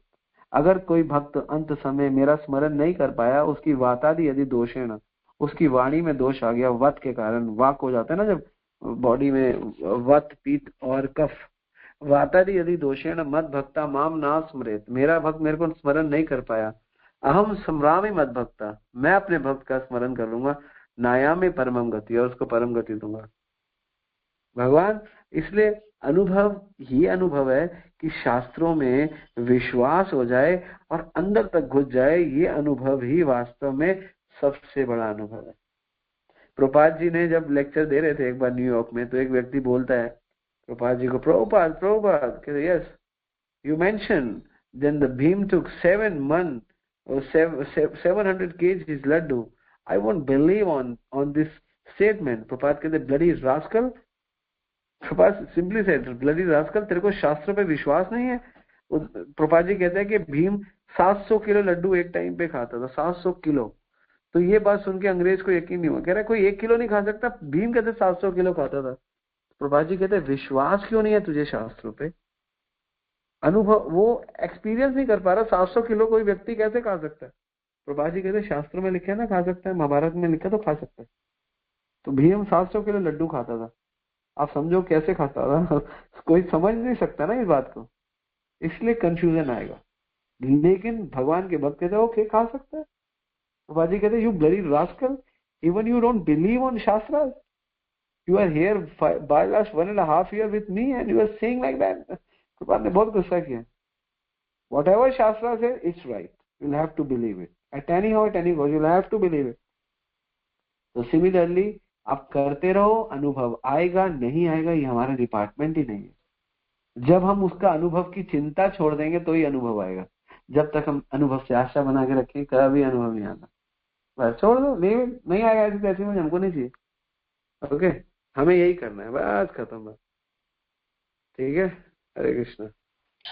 प्रभु जी, जैसे आपने बताया कि एक भक्त की इच्छा होती है कि चाहे उसको अनुभव हो या ना हो, लेकिन उसने भगवान की सेवा करनी है, भगवान के लिए कार्य करने हैं, तो वो एक शुद्ध भक्त होता है। तो प्रभु जी, लेकिन अगर हमको अनुभव नहीं होगा, रियलाइजेशन नहीं होगी, तो हमारा ट्रस्ट कैसे पक्का होगा? जैसा आपने बताया कि हमारी शास्त्रों में विश्वास है, हमारी जो भगवान ने गीता में ज्ञान दिया उस पर विश्वास है, यही हमारा अनुभव है। लेकिन ये अनुभव तभी आएगा ना जब हमारी एक्टिविटी में अनुभव आएगा। जब हमारी एक्टिविटी में अनुभव आएगा तभी तो हमारी शास्त्रों में पकड़ होगी। तो प्रभु जी थोड़ा इस बारे में समझाएं। प्रभु जी, हरे कृष्णा, धन्य प्रणाम। तो माया तो है ही ना, इसीलिए आपका अनुभव तोड़ने के लिए, आपका कॉन्फिडेंस ब्रेक करने के लिए, आपकी श्रद्धा तोड़ने के लिए। भगवान क्या बोलते हैं, देवी होशी गुण में माया गुरुते हैं। और भगवान भी आपको पक्का करना चाहते हैं। कई बार आप क्या करते हैं, कई बार माता पिता क्या करते हैं, बच्चों को ट्रेन करने के लिए थोड़ा टफ करते हैं कंडीशंस। जान के कि वो वहां से निकल जाए। फौजी है, फौज में फौजी को रखा जाता है खाने के सामने और कहा जाता है आज आपको एक दिन खाना नहीं खाना। फौज में टास्क दी जाती है आपको एक दिन नहीं खाना, और 2 3 5 लोगों को सब खाना खा रहे होते हैं। फौजी को उस पर्टिकुलरली आप लोगों के लिए 5 दिन का या 5 लोगों के लिए 5 फौजियों के लिए टास्क है। वो टास्क से फौजी को पक्का किया जाता है। क्यों पक्का किया जाता है कि कल को आप फौज में हो, कल को आपकी लड़ाई हो जाए, आप भारत के बॉर्डर पे खड़े हो, पाकिस्तान सीमा पे लड़ाई हो जाए, या कहीं और बांग्लादेश सीमा या चाइना सीमा, जो भारत के निकट की सीमाएं हैं जहाँ पे लड़ाई हो जाए, तो आपके पास कोई खाने को ना हो तो आप एक्टिव रहो, चिंतन स्मरण ना करते हो, आप अपना फोकस रहो काम पे। इसलिए कई बार ट्रेन किया जाता है, ये ट्रेनिंग का पार्ट है। तो इसलिए भगवान की ट्रेनिंग का पार्ट है ये कि आपको एकदम से अनुभव नहीं देंगे। क्यों देंगे? अनुभव देंगे ना, आप अभी कच्चे हो। अरे भैया, एक भक्त मुझे कहता, अरे भैया हमें तो रात को कृष्णा आ गए भाई हमारा, वो फिर कच्चा है। वो अपना इतना गुणगान कर लेगा, वो अपना इतना गुणगान कर लेगा, लोगों को इतना बता देगा, इतना कर लेगा, अभी वो कच्चा है। खिलाड़ी होगा तो भगवान दे देंगे, अभी कच्चा है, अभी उसको चाहिए, उसकी नीड है, और वो नीड उसके लिए भोग ही है। एक्चुअली आप भोग को ना कभी भोग से काट नहीं सकते। भोग को काटने के लिए ना आपको त्याग चाहिए, त्याग से ही भोग कटेगा। भोग से भोग कटेगा ही नहीं, भोग से भोग बढ़ेगा। भोग को काटने के लिए त्याग चाहिए, त्याग से पवित्रता आती है, और पवित्रता में इतनी शक्ति है कि सूर्य की शक्ति और काल की शक्ति से भी श्रेष्ठ पवित्रता की शक्ति है, इतनी श्रेष्ठ है। भागवत कहती है 3रे स्कंद में, कपिल मुनि देवहूति से। अनुसुईया पतिव्रता थी, है ना, तो अनुसुईया पतिव्रता थी, तो अनुसुईया ने अपने पतिव्रता से ही सब कुछ हैंडल कर दिया, अकेली एक शक्ति से। ध्रुव महाराज ने अपनी पवित्रता से तीनों लोगों का खाना पाना रुकवा दिया। पवित्रता, अगर कोई पवित्रता की शक्ति है जिसके पास, जो पवित्र है, जो चेस्ट है, चाहे वो वुमेन है चाहे वो भक्त है, वो कुछ भी कर सकता है। इसलिए फोकस उस पे नहीं होना चाहिए कि हमें एक्सपीरियंस आ रहा है, फोकस शास्त्रों के शब्दों पे होना चाहिए, और उन शब्दों से पवित्र होने का प्रयास करो। ये जो एक्सपीरियंस है और ये जो हमारी आशाएं है ना अनुभव की, ये भी हमें अपवित्र करती है। क्यों अपवित्र करती है? क्योंकि जहां पर आपके अंदर भोग की वृत्ति आ गई, चाहे वो आध्यात्मिक दृष्टि से आई चाहे वो भौतिक दृष्टि से आई, तो आप पवित्र नहीं होगे। तो भगवान का जो मेन उद्देश्य है आपको पवित्र करना। आप पवित्र नहीं होगे तो फिर भगवान का पर्पस सॉल्व नहीं हुआ ना। तो इसलिए थोड़ा बहुत कष्ट सह के, इसीलिए जब तक आपका शास्त्रों में पूरा फेथ नहीं होगा, और पूरा फेथ के साथ पूरा इंक्लिनेशन और पूरा क्या कहते हैं एप्लीकेशन नहीं होगा ना, तो कृष्णा आपको कभी अनुभव नहीं देंगे। तो कृष्णा सबसे पहले आपका, भगवान गीता के 9वें अध्याय के 3रे श्लोक में बोलते हैं, अश्रद्धाना पुरुष धर्मस्य अस्य परंतप अप्राप्य माम वर्तन्ते मृत्यु संसार वर्तनी। अर्जुन, जिसको मेरे शास्त्रों पे 100% विश्वास नहीं है, वो धर्म अस्य परंतप, वो धर्म अधर्म ढूंढता रहेगा। ये सही है गलत जो हम कर रहे हैं ना, कि हमें अभी अनुभव नहीं आएगा, ये धर्म अधर्म ही है। अप्राप्य माम निवर्तन्ते, मुझे कभी प्राप्त नहीं कर सकता, मृत्यु संसार वर्तन। हमें एक क्षण का भी ये लालच नहीं होना चाहिए कि हमें एक्सपीरियंस चाहिए। हमें पूर्ण रूप से भगवान के शास्त्रों में, इसलिए शास्त्रों को बोला गया आपुरुष, और कोई विरला ही इस पे भरोसा कर पाएगा। अभी आप लोग तो डिवोटी हो, अगर यही बात मैं अगर नॉन डिवोटीज के बीच में बोलूंगा, वो कहेंगे नहीं नहीं आप तो इलीगल बात बोल रहे हो, हम कैसे भरोसा कर ले। बिलीव टू सी, है ना, तो बिलीव टू सी, पहले बिलीव करो और तब दिखाएंगे। संसार का लोग कहते हैं सी टू बिलीव, पहले देखो फिर बिलीव करो, पहले इस्तेमाल करो फिर विश्वास करो। ऐड नहीं आती? संसार का जीवन ऐसा है, पहले इस्तेमाल करो फिर विश्वास करो। भक्ति उल्टी है, पहले विश्वास करो फिर दिखाएंगे। बिलीव टू सी, भक्ति चलती है ऐसी, क्योंकि ये उल्टी है ना। भगवान बोल रहे हैं ना, उर्दूमूलम अदम शाखम अश्वत्थ प्राहु अव्यम छंदासी यस्य पढ़नानी यत्सम वेद स वेदिते। सब उल्टा है, ये जगत उल्टा है। तो यहाँ पे पहले इस्तेमाल करो फिर विश्वास नहीं करो, पहले विश्वास करो फिर सब कुछ समझ में आएगा। तो शास्त्रों पे 101% विश्वास करो। आपको अनुभव होता है, आपको अनुभव नहीं होता, क्योंकि अनुभव क्यों नहीं होता मैं आपको बताता हूँ। इसके पीछे आज मैं आपको बिल्कुल राज खोल रहा हूँ, क्योंकि हमारी अभी इंद्रियां शुद्ध नहीं है। हमारे इंद्रियों में, आंखों में, कान में, हृदय में अभी भोग की वासना पड़ी हुई है। हम लोग भोग की इच्छा चाहते हैं, हमें भक्ति भी चाहिए और भोग भी चाहिए। क्योंकि भक्ति इसलिए चाहिए कि ज्ञान हो गया कि हम शरीर नहीं आत्मा है, हमें एक दिन मरना है और हमें कुछ करना है, ये तो ज्ञान हो गया। और भोग क्यों चाहिए? क्योंकि जन्मों जन्मों से भोग की इच्छाएं करती है, जन्मों जन्मों से हमारी इंद्रियां ललायित है चीजों के लिए, तो वो भी चाहिए।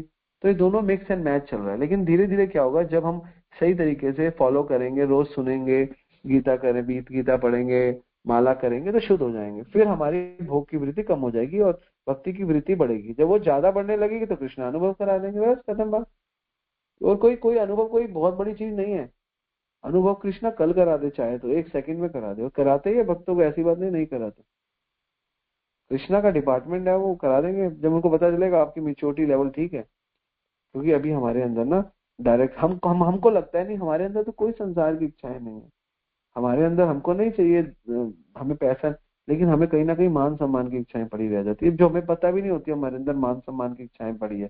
तभी तो क्या बोले, तनदपि सुनी चेना तरोरपि सही गुणा मान्य मान देना कीर्तन तदारी। हमारे अंदर मान की इच्छा कहीं दबी रहती है, छुपी रहती है, हमें भी नहीं पता होता। जब हम शुद्ध भक्तों के साथ जाते हैं, संतों संत बताते हैं भैया अभी है आप में इच्छाएं, अभी आप और प्रयास करो और मेहनत करो। लोग जैसे ये भी बहुत सटल चीज है, बहुत लेट जाती है। बहुत सुंदर नाम लेने से, बहुत सुंदर भक्तों की तन्मय सेवा करने से जाती है चीजें, तन्मय सेवा करने, वैष्णव की, गुरु आचार्यों की। ये फिर कृष्णा कृपा करते हैं, तो ये कृष्णा ले लेते हैं आपसे, हमसे ले लेते हैं। जो कृष्णा क्या है, कर्मे भक्ति नहीं कृष्ण भक्ति दूर है, क्या श्लोक है वो, कर्मे भक्ति नहीं कृष्ण भक्ति दूर है, संसार नहीं क्षय। व्हाट वाज द श्लोक का स्टार्टिंग है, महत कृपा बिना, हाँ महत कृपा बिना कोने कर्म भक्ति नहीं। इस महत की कृपा के बिना किसके जीवन में कर्म भक्ति है? कृष्ण भक्ति दूर है, संसार नहीं क्षय। कृष्ण भक्ति तो बहुत दूर की बात है, अभी संसार ही नहीं छूटता। इसलिए भगवान के भक्त भक्ति भगवान देते, भक्ति भक्त देते हैं और भक्ति से भगवान प्राप्त होते हैं, ये है। तो भक्ति भगवान, भक्ति भक्त देते हैं और उस भक्ति से भगवान प्राप्त होते हैं। तो भक्तों के द्वारा दी गई भक्ति से, उसकी प्रैक्टिस करने से भगवान प्राप्त होते हैं। तो भक्ति किसने दी? भक्तों ने। और हम किन से द्वेष कर लेते हैं? भक्तों से। जिन्होंने भक्ति दी है, तो भक्ति अपनी परिपक्व अवस्था में नहीं आती। आपने किसी से 1000 रुपए लिए और उसी को मार दिया, तो वो 1000 रुपए से आप जो भी चीज खरीदोगे उसका फल नहीं मिलेगा आपको। ये है एक्चुअली। तो इसलिए अभी हमारे अंदर बहुत इच्छाएं हैं और बहुत भोग है, हमें पता नहीं है, सटल रूप से सबके अंदर, जीव के अंदर है। जब हम शुद्ध होने लगेंगे, तो अगर ये इच्छा नहीं बंद हो गई कि मुझे अनुभव भी नहीं चाहिए, इसका मतलब हम शुद्ध हो रहे हैं। अगर इच्छा आ रही है मैं इतना कर रहा हूँ, मेरे को तो पूछा नहीं जा रहा, मैं इतना कर रहा हूँ, तो अभी हमें करेक्ट होना है, इसका मतलब। ये बहुत सीक्रेट चीज है, ये बहुत गहरी चीज है। ये हम जब तक समझेंगे, जब हम गीता भागवत में पारंगत होंगे, हमें समझ में आएगा। हम सेवाएं करेंगे, अब तो करते ही हो, जब हम प्रचार की सेवाएं करेंगे तो हमें लगेगा कोई बात नहीं, हमें कोई नहीं, हमें माननी चाहिए। सकले सम्मान करी लो शक्ति देहो, या तो कुछ नहीं चाहिए। ठीक है, हरे कृष्ण। हरे कृष्णा। प्रभु जी बहुत सुंदर समझाया आपने। प्रभु जी जैसे आपने बताया अभी कि पहले विश्वास करो और फिर रिजल्ट आएगा, भक्ति में ऐसा है, उल्टा है। तो प्रभु जी जैसे हम प्रीचिंग करते हैं, लोगों को मतलब प्रचार करने का प्रयास करते हैं, तो लोग ये बात पूछते हैं कि हम पहले विश्वास क्यों करें, भाई हम क्यों विश्वास करें, क्या बेस, हम ऐसे आग बंद करके विश्वास कैसे कर सकते हैं, हमें कोई मतलब कोई प्रमाण ऐसा कोई मतलब इस तरह की बातें करते हैं, तो हमको कैसे समझाएं प्रभु जी, थोड़ा इस बारे में बताएं प्रभु जी। हरे कृष्णा। धन्यवाद, प्रणाम।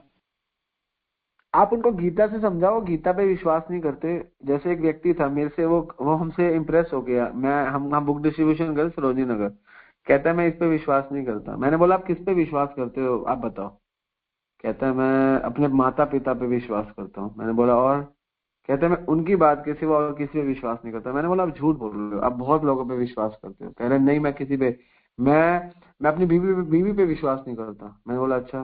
कहता है मैं अपने भाई पे विश्वास नहीं करता। मैंने बोला और? कह रहा है मैं किसी पे विश्वास नहीं करता। मुझे याद है मैं सरोजनी नगर बुक डिस्ट्रीब्यूशन कर रहा था। मैंने बोला ऐसा कैसे आप किसी पे विश्वास नहीं करते? मैंने कहा दूध कौन सा पीते हो, मैंने पूछा उससे। कह रहा दूध कौन सा? कह रहा है अमूल का आता है, कभी मदर डेयरी का। मैंने बोला विश्वास करते हो? कह रहा है क्या मतलब? मैंने बोला उसने थैली में जहर मिलाया हो, आपको क्या पता, विश्वास करके पीते रहे हो। टूथपेस्ट कौन सी करते हो? कहता है क्लोजअप करता हूँ, कॉलगेट करता हूँ, कोई भी करता हूँ। मैंने कहा विश्वास नहीं करते हो? उसने पता नहीं वो ट्यूब के अंदर क्या मिलाया, आप कर नहीं रहे हो? कह रहा हाँ। मैंने कहा कैब वाले पे जाते हो, आप फ्लाइट पे जाते हो, आप गाड़ी विश्वास नहीं कर रहे हो, वो गाड़ी का एक्सीडेंट हो जाए, आपका एयरक्राफ्ट वो हो जाए, क्रैश हो जाए, विश्वास नहीं है आपको पायलट पे? कह रहा है हाँ है। कहता है अच्छा अच्छा अच्छा, तो समझ गया। वो व्यक्ति बहुत इंप्रेस हुआ इस बात से ना। तो एक्चुअली ये विश्वास नहीं करते या विश्वास करते हैं हम लोग सब पे विश्वास करते हैं। एक्चुअली हमें लगता है हम विश्वास ही नहीं करते। हम सिर्फ गीता, मैंने कहा आप सब पे विश्वास करते हो तो गीता भागवत पे भी विश्वास करो। कह रहे हाँ हाँ मैं थोड़ा थोड़ा करूंगा। उसने फिर हमसे एक मन की मनमानी एक आनंद की ओर ली थी, मुझे याद है। तो इसलिए कहने की बात है कि हम विश्वास नहीं करते हैं, विश्वास नहीं करते हैं। विश्वास हम करते हैं, लेकिन हमको पता नहीं है हम कैसे विश्वास करते हैं। हम हर चीज पे हमको विश्वास करना ही पड़ेगा, अदरवाइज हम जी नहीं पाएंगे। हमने अपने अपने एम्प्लॉय को सैलरी दी है ना, हम किसी को माल देते हैं, आप तो बिजनेसमैन हो, उधार देते हो है ना, किसी को 2 लाख का 5 लाख का विश्वास नहीं करते।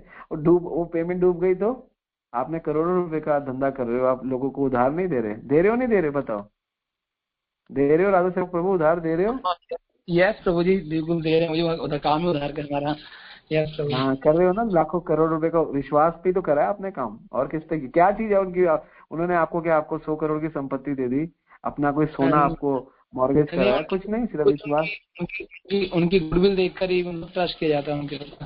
हाँ तो ट्रस्ट किया जाता है ना। तो इसलिए उन लोगों को कहो कि आप इस संसार में सब पे विश्वास करते हो भैया, जिन पे विश्वास किया क्या मिला पता नहीं, लेकिन एक बार जरा गीता भागवत पे विश्वास करके तो देखो। ये जगत बिना विश्वास के चल ही नहीं सकता। हमें विश्वास है रात को सोने के समय कि सुबह उठेंगे सूर्य देवता आएंगे, विश्वास है। हमें पता है कि अभी रात होने वाली, हमें विश्वास है कि रात होगी। ऐसा कैसे है कि विश्वास नहीं है? विश्वास तो है हमको। हमको समझ में नहीं आ रहा, हम विश्वास नहीं करते। तो विश्वास कर सकते हैं, विश्वास क्यों नहीं है? मुझे विश्वास है कि आप मेरे से प्रेम करते हो, आपको विश्वास है कि मैं आपसे प्रेम नहीं है विश्वास, ऐसे कैसे कह सकते विश्वास नहीं है? उनको कन्विंस करना पड़ता है। विश्वास सबका सब जगह, फेथ सबका सब जगह के हिसाब डाइल्यूट हुआ है, ये बात है। उनका गीता भागवत में विश्वास नहीं है, ये बात है। बस कलयुग है ना, उसका प्रभाव है, गुणों का प्रभाव है कि उनको विश्वास नहीं है। लेकिन ऐसा तो ना विश्वास नहीं कर, विश्वास तो है ही। अब लोग कल मेरी बात हो रही थी प्रभु जी से, भक्ति विनोद प्रभु कह रहे मैंने एक पार्टी में 20 लाख रुपया लगाया हुआ, मुझे कमाई करके देती है। मैंने बोला आपको विश्वास है वो देगा? कह रहे हाँ विश्वास है वो देगा। तो एक पार्टी पे आप 20-20 लाख का विश्वास करते हो, तो आप इमेजिन करो ना विश्वास का स्तर कितना बड़ा है। तो 20 लाख का आप एक व्यक्ति पे विश्वास कर सकते हो, तो क्या गीता भागवत पे आप विश्वास नहीं कर सकते? बिल्कुल करना चाहिए हमको, हम नहीं करते, हम गलत है। हमको अगर ये संसार के लोग गीता भागवत पे विश्वास नहीं कर रहे तो वो मूर्ख है। बस प्रभु जी बहुत बहुत सुंदर आपने समझाया, बहुत अच्छी रियलाइजेशन हुई प्रभु जी। वंडरफुल सेशन प्रभु जी, बहुत बहुत धन्यवाद आपका समझाने का और इतना सुंदर ज्ञान देने का। हरे कृष्णा, आपके चरणों में दंड प्रणाम प्रभु जी। हरे कृष्णा दंडवत प्रणाम प्रभु जी। ये हमें दीपदान जैसे सबके, जैसे कि जो लोग चले गए हैं हम उनके लिए भी दीपदान कर सकते हैं? हाँ करो, क्या दिक्कत है, करो, उनके नाम से दीपदान कर सकते हैं? कर सकते हैं, बिल्कुल कर सकते हैं। ठीक है प्रभु जी, हरे कृष्णा। हरे कृष्णा प्रभु जी, धन्यवाद प्रणाम। धन्यवाद प्रणाम। हरे कृष्णा प्रभु जी। कल आप बोलिए, आवाज आ रही है आपकी? आवाज आ रही है। मैं ये कहना चाहता था, जैसे कल एक वाक्या हुआ मेरे साथ। जैसे कल मैं अपनी बेटी को गया था लेके दवाई दिलवाने के लिए, तो वहाँ पे 2 आदमी बैठ के अनुराधाचार्य जी के प्रवचन सुन रहे थे। तो मैं वहीं से निकल के और आगे की तरफ आ रहा था, घर की तरफ। तो उनका प्रवचन सुन के मैं सोचा कि अपने मन में कि जब इतना प्रवचन अनुराधाचार्य जी महाराज के सुन रहे तो जरूर इनके मन में भाव होगा, तो थोड़ा भगवत गीता के बारे में पूछता हूँ कि पढ़ने की इच्छा है, पढ़ना चाहते हैं। तो वहां से मैं आगे निकल गया, फिर सोचा कि भगवान थोड़ा सा हमको थोड़ा साहस दे कि मैं जाऊँ। फिर मैं साहस करके उनके पास की तरफ गया, फिर मैं बोल नहीं पाया, फिर वहां से निकल आया, फिर दोबारा गया। मैं गया के बैठा, हरे कृष्णा बोला प्रभु जी आप अच्छा प्रवचन सुने और अनुराधाचार्य जी के। तो ये क्योंकि अनुराधाचार्य जी तो गीता के बारे में और भागवतम के बारे में बहुत अच्छा बोलते हैं, तो आप भगवत गीता पढ़िएगा। कह रहे हाँ क्यों नहीं, हम पढ़ेंगे, हमको तो इधर मिल ही नहीं रहा है। हम लोग डेली अनुराधाचार्य जी का ये सब अपने मंदिर के ऊपर सुनते हैं। तो मैं बोला अगर चाहिए तो चलिए, मेरा घर यहीं पे घर है, चल के मैं देता हूँ आपको। तो बोले चलिए। आए, घर पे आए, उनको एक भगवत गीता दिया। मैं बोला ये कृष्ण की तरफ से, भगवान की तरफ से फ्री है, और आगे आप किसी को बोलिएगा तो फिर थोड़ा चार्ज बताइएगा, कम से कम 100 रुपया। वो यहाँ से लेके गए कि उसी हॉस्पिटल पे, तो उनका एक रिश्तेदार था, उनका पाहुन, उधर से फोन किए कि ये भगवत गीता हमारा पाहुन ले लिए हैं, बोल रहे कि मैं इसी को ढूंढ रहा था, मैं रामायण पढ़ लिया हूँ, मैं गीता नहीं पढ़ा था, मैं इसको ढूंढ रहा था, मेरे को भी एक चाहिए। मैं बोला मुश्किल नहीं, आप कल आके ले लीजिएगा। तो कल ही मन में मैं भगवान से इतना बोल रहा था कि भगवान मेरे को हिम्मत दो कि मैं जाके उनसे कुछ बोलूं, क्योंकि थोड़ा सा हिम्मत नहीं बन रहा था। लेकिन 2 बार हिम्मत बना के तब उनके पास गया। इसके बारे में थोड़ा सा, तो थोड़ा साहस के बारे में, थोड़ा हिम्मत के बारे में बताइए, कैसे हम थोड़ा सा मतलब कि, क्योंकि थोड़ा डर सा लगता है कि जहाँ कुछ पता नहीं आदमी लोग कैसा कैसा सवाल पूछ देते हैं, इसलिए हम बता नहीं पाते, नर्वस हो जाते हैं। कोई बात नहीं, आपका साहस बना, आपने अच्छा किया। तो 2 चीजों से साहस बनता है, एक बनता है ज्ञान से और एक बनता है अगर आपके पास ज्ञान होगा, सबसे जरूरी है एक उत्साह से और एक ज्ञान से। अगर आप उत्साहित भक्त है और आपके पास ज्ञान है तो आप कुछ भी कर सकते हैं। तो उत्साह भक्ति के प्राण है, और उस उत्साह को मेंटेन रखने के लिए ज्ञान चाहिए। भक्ति के लिए ज्ञान नहीं चाहिए, एक्चुअली भक्ति के लिए उत्साह चाहिए, लेकिन उत्साह को मेंटेन करने के लिए नॉलेज चाहिए। Knowledge is not for preaching, actually for preaching के लिए आपको सिर्फ एंथुजियाज्म चाहिए, उत्साह चाहिए, लेकिन वो उत्साह मेंटेन रखने के लिए आपको नॉलेज चाहिए, ज्ञान चाहिए। अगर आप उत्साहित भक्त है लेकिन आपको ज्ञान नहीं है तो आप लंबा नहीं चलोगे, क्योंकि आप खुद ही ध्वस्त हो जाओगे। तो इसलिए आपको जो बार बार जो आप रुक रहे हो, उत्साह तो आप में है, थोड़ा ज्ञान ये जो आप ले रहे हो ना, इसको लिखा करो, सुना करो, समझा करो, इसको बिठा लो। जब ये बैठने लगेगा ना तो फिर आपको अच्छा लगेगा, ठीक है ना। तो उत्साह को बराबर बरकरार रखो, लेकिन प्रचार के लिए उत्साह ही चाहिए। और कृष्णा आपका क्यों काम बन गया, क्यों उन्होंने आपने, क्योंकि आपके अंदर एक कहते हैं ना रति थी पाद रताम, आपके अंदर रति है भगवान का प्रचार करने की। तो रति आपको फोर्स करती है उत्साह के रूप में, लेकिन उत्साह लंबा तब तक चलेगा जब तक आप थोड़ा नॉलेज लेंगे ना, तो ये अच्छा चलेगा। तो रोज आप सुनते रहिए, कॉपी लीजिए, कॉपी में लिखते रहिए। यहाँ पे अलग अलग स्पीकर आते हैं, बहुत अच्छा अच्छा बताते हैं, आप लिखते रहिए उसको और समझते रहिए, रोज उसका मनन चिंतन कीजिए। उसके बाद देखना आपका सब ठीक हो जाएगा। जब हम भक्ति में नए आए थे तो आप यकीन करना, मैं 1 महीने में 1 रजिस्टर भर देता था। मैं इतना लिखता था, इतना लिखता था, लिख लिख के बहुत कुछ सीख गए। जब आप लिखने लगते हो ना किसी चीज को, तो चीज आपकी होने लगती है, ऐसे आचार्य लोग बताते हैं। तो इसलिए लिखना चाहिए। कलयुग में क्योंकि हमारी मंद सुमंद मति है, तो इसलिए हम लोगों को हर चीज याद नहीं रहती, लेकिन लिखा हुआ दोबारा पढ़ लेते हैं तो आ जाता है। 2-3 बार पढ़ लेते हैं तो छप जाता है, जब छप जाता है तो ठीक हो जाता है। अगर आप ड्राइविंग कर रहे हैं कहीं, तो सुन के रिकॉर्ड को दोबारा सुन के लिखिए।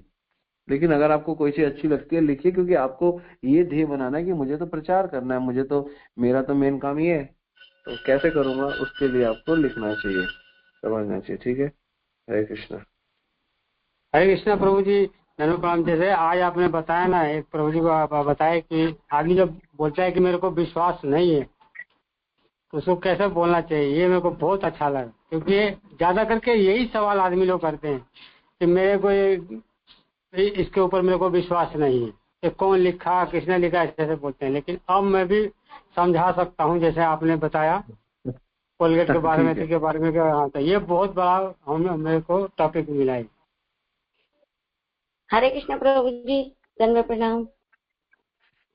नाम बताइए प्रभु जी। मेरा एक क्वेश्चन था, मैं ये पूछना चाह रही थी प्रभु जी। जैसे ये कहते हैं कि हमें, जैसे हम पाप कर्म करते हैं और पुण्य कर्म करते हैं, उसको हमें भुगतना नहीं पड़ता है। जैसे कहते हैं ना कि अगर हमने 3 पाप करे हैं और 4 पुण्य करे हैं, तो पाप मतलब हमें भोगने के लिए हमें नरक जाना पड़ेगा, और पुण्य भुगतने के लिए हमें स्वर्ग जाना पड़ेगा, मतलब है ना।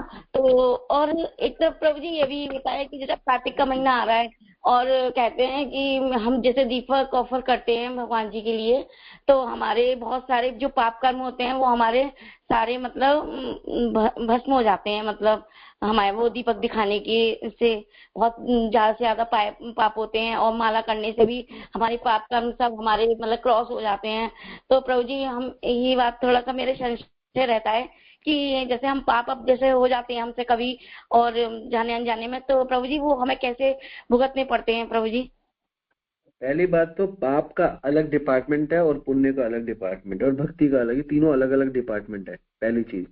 और पाप और पुण्य और भक्ति, ये सारा कुछ जो जो भी गेम है ना, इसके लिए सबसे इम्पोर्टेंट है वृत्ति। जब तक आप बेशक आप पाप की जगह आप पाप कम करे, पुण्य ज्यादा करे, पुण्य ज्यादा करे, पाप कम करे, इससे कुछ फर्क नहीं पड़ता जब तक आपकी वृत्ति में बदलाव नहीं आएगा, है ना। जब तक आपके अंदर वृत्ति नहीं बदलेगी तो पाप पुण्य में आप फंसे रहोगे, पहली चीज। और दूसरी चीज, पाप का फल अलग मिलता है और पुण्य का फल अलग मिलता है, ये साथ नहीं मिलते। इसलिए जब आप पाप करोगे तो पाप का फल आपको मिलेगा और पुण्य करोगे तो पुण्य का फल मिलेगा। पाप और पुण्य के फल नहीं कटते, ठीक है। गीता भी बोलती है, भागवत भी बोलती है। आप पाप करो और साथ में पुण्य करो, मैंने पुण्य कर लिए तो मेरे को पाप का फल नहीं मिलेगा, ऐसा नहीं है, ऐसा कभी नहीं होता, पहली चीज। और भक्ति एक ऐसी चीज है जो पाप और पुण्य से ऊपर है। कंचित केवल या भक्ति वासुदेव परायण अगम ध्रुवंती काचन्य निहारे व भास्कर। तो भक्ति केवल पाप के फल नहीं काटती, भक्ति कई बार पुण्यों के फल भी काट देती है। जो पुण्य भगवान के बीच में बाधक है, भगवान उनको भी काट देते हैं अगर आप शुद्धता से करोगे। जैसे एग्जाम्पल के तरीके से मैं आपको समझाता हूँ। युधिष्ठिर महाराज पुण्य करते थे, पुण्य आत्मा थे, लेकिन धर्म, पुण्य बेसिकली धर्म को डिनोट करता है और डिवोशन एक्चुअली भक्ति को डिनोट करती है।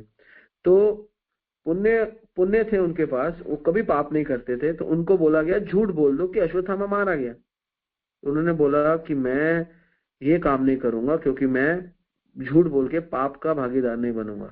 तो ऐसा पुण्य, वो पाप करने, जो पाप करने से भलाई हो रही है वो पाप नहीं कर रहे, और वो पुण्य करना चाहते हैं जिस पुण्य करने से बल्कि भगवान प्रसन्न नहीं होते।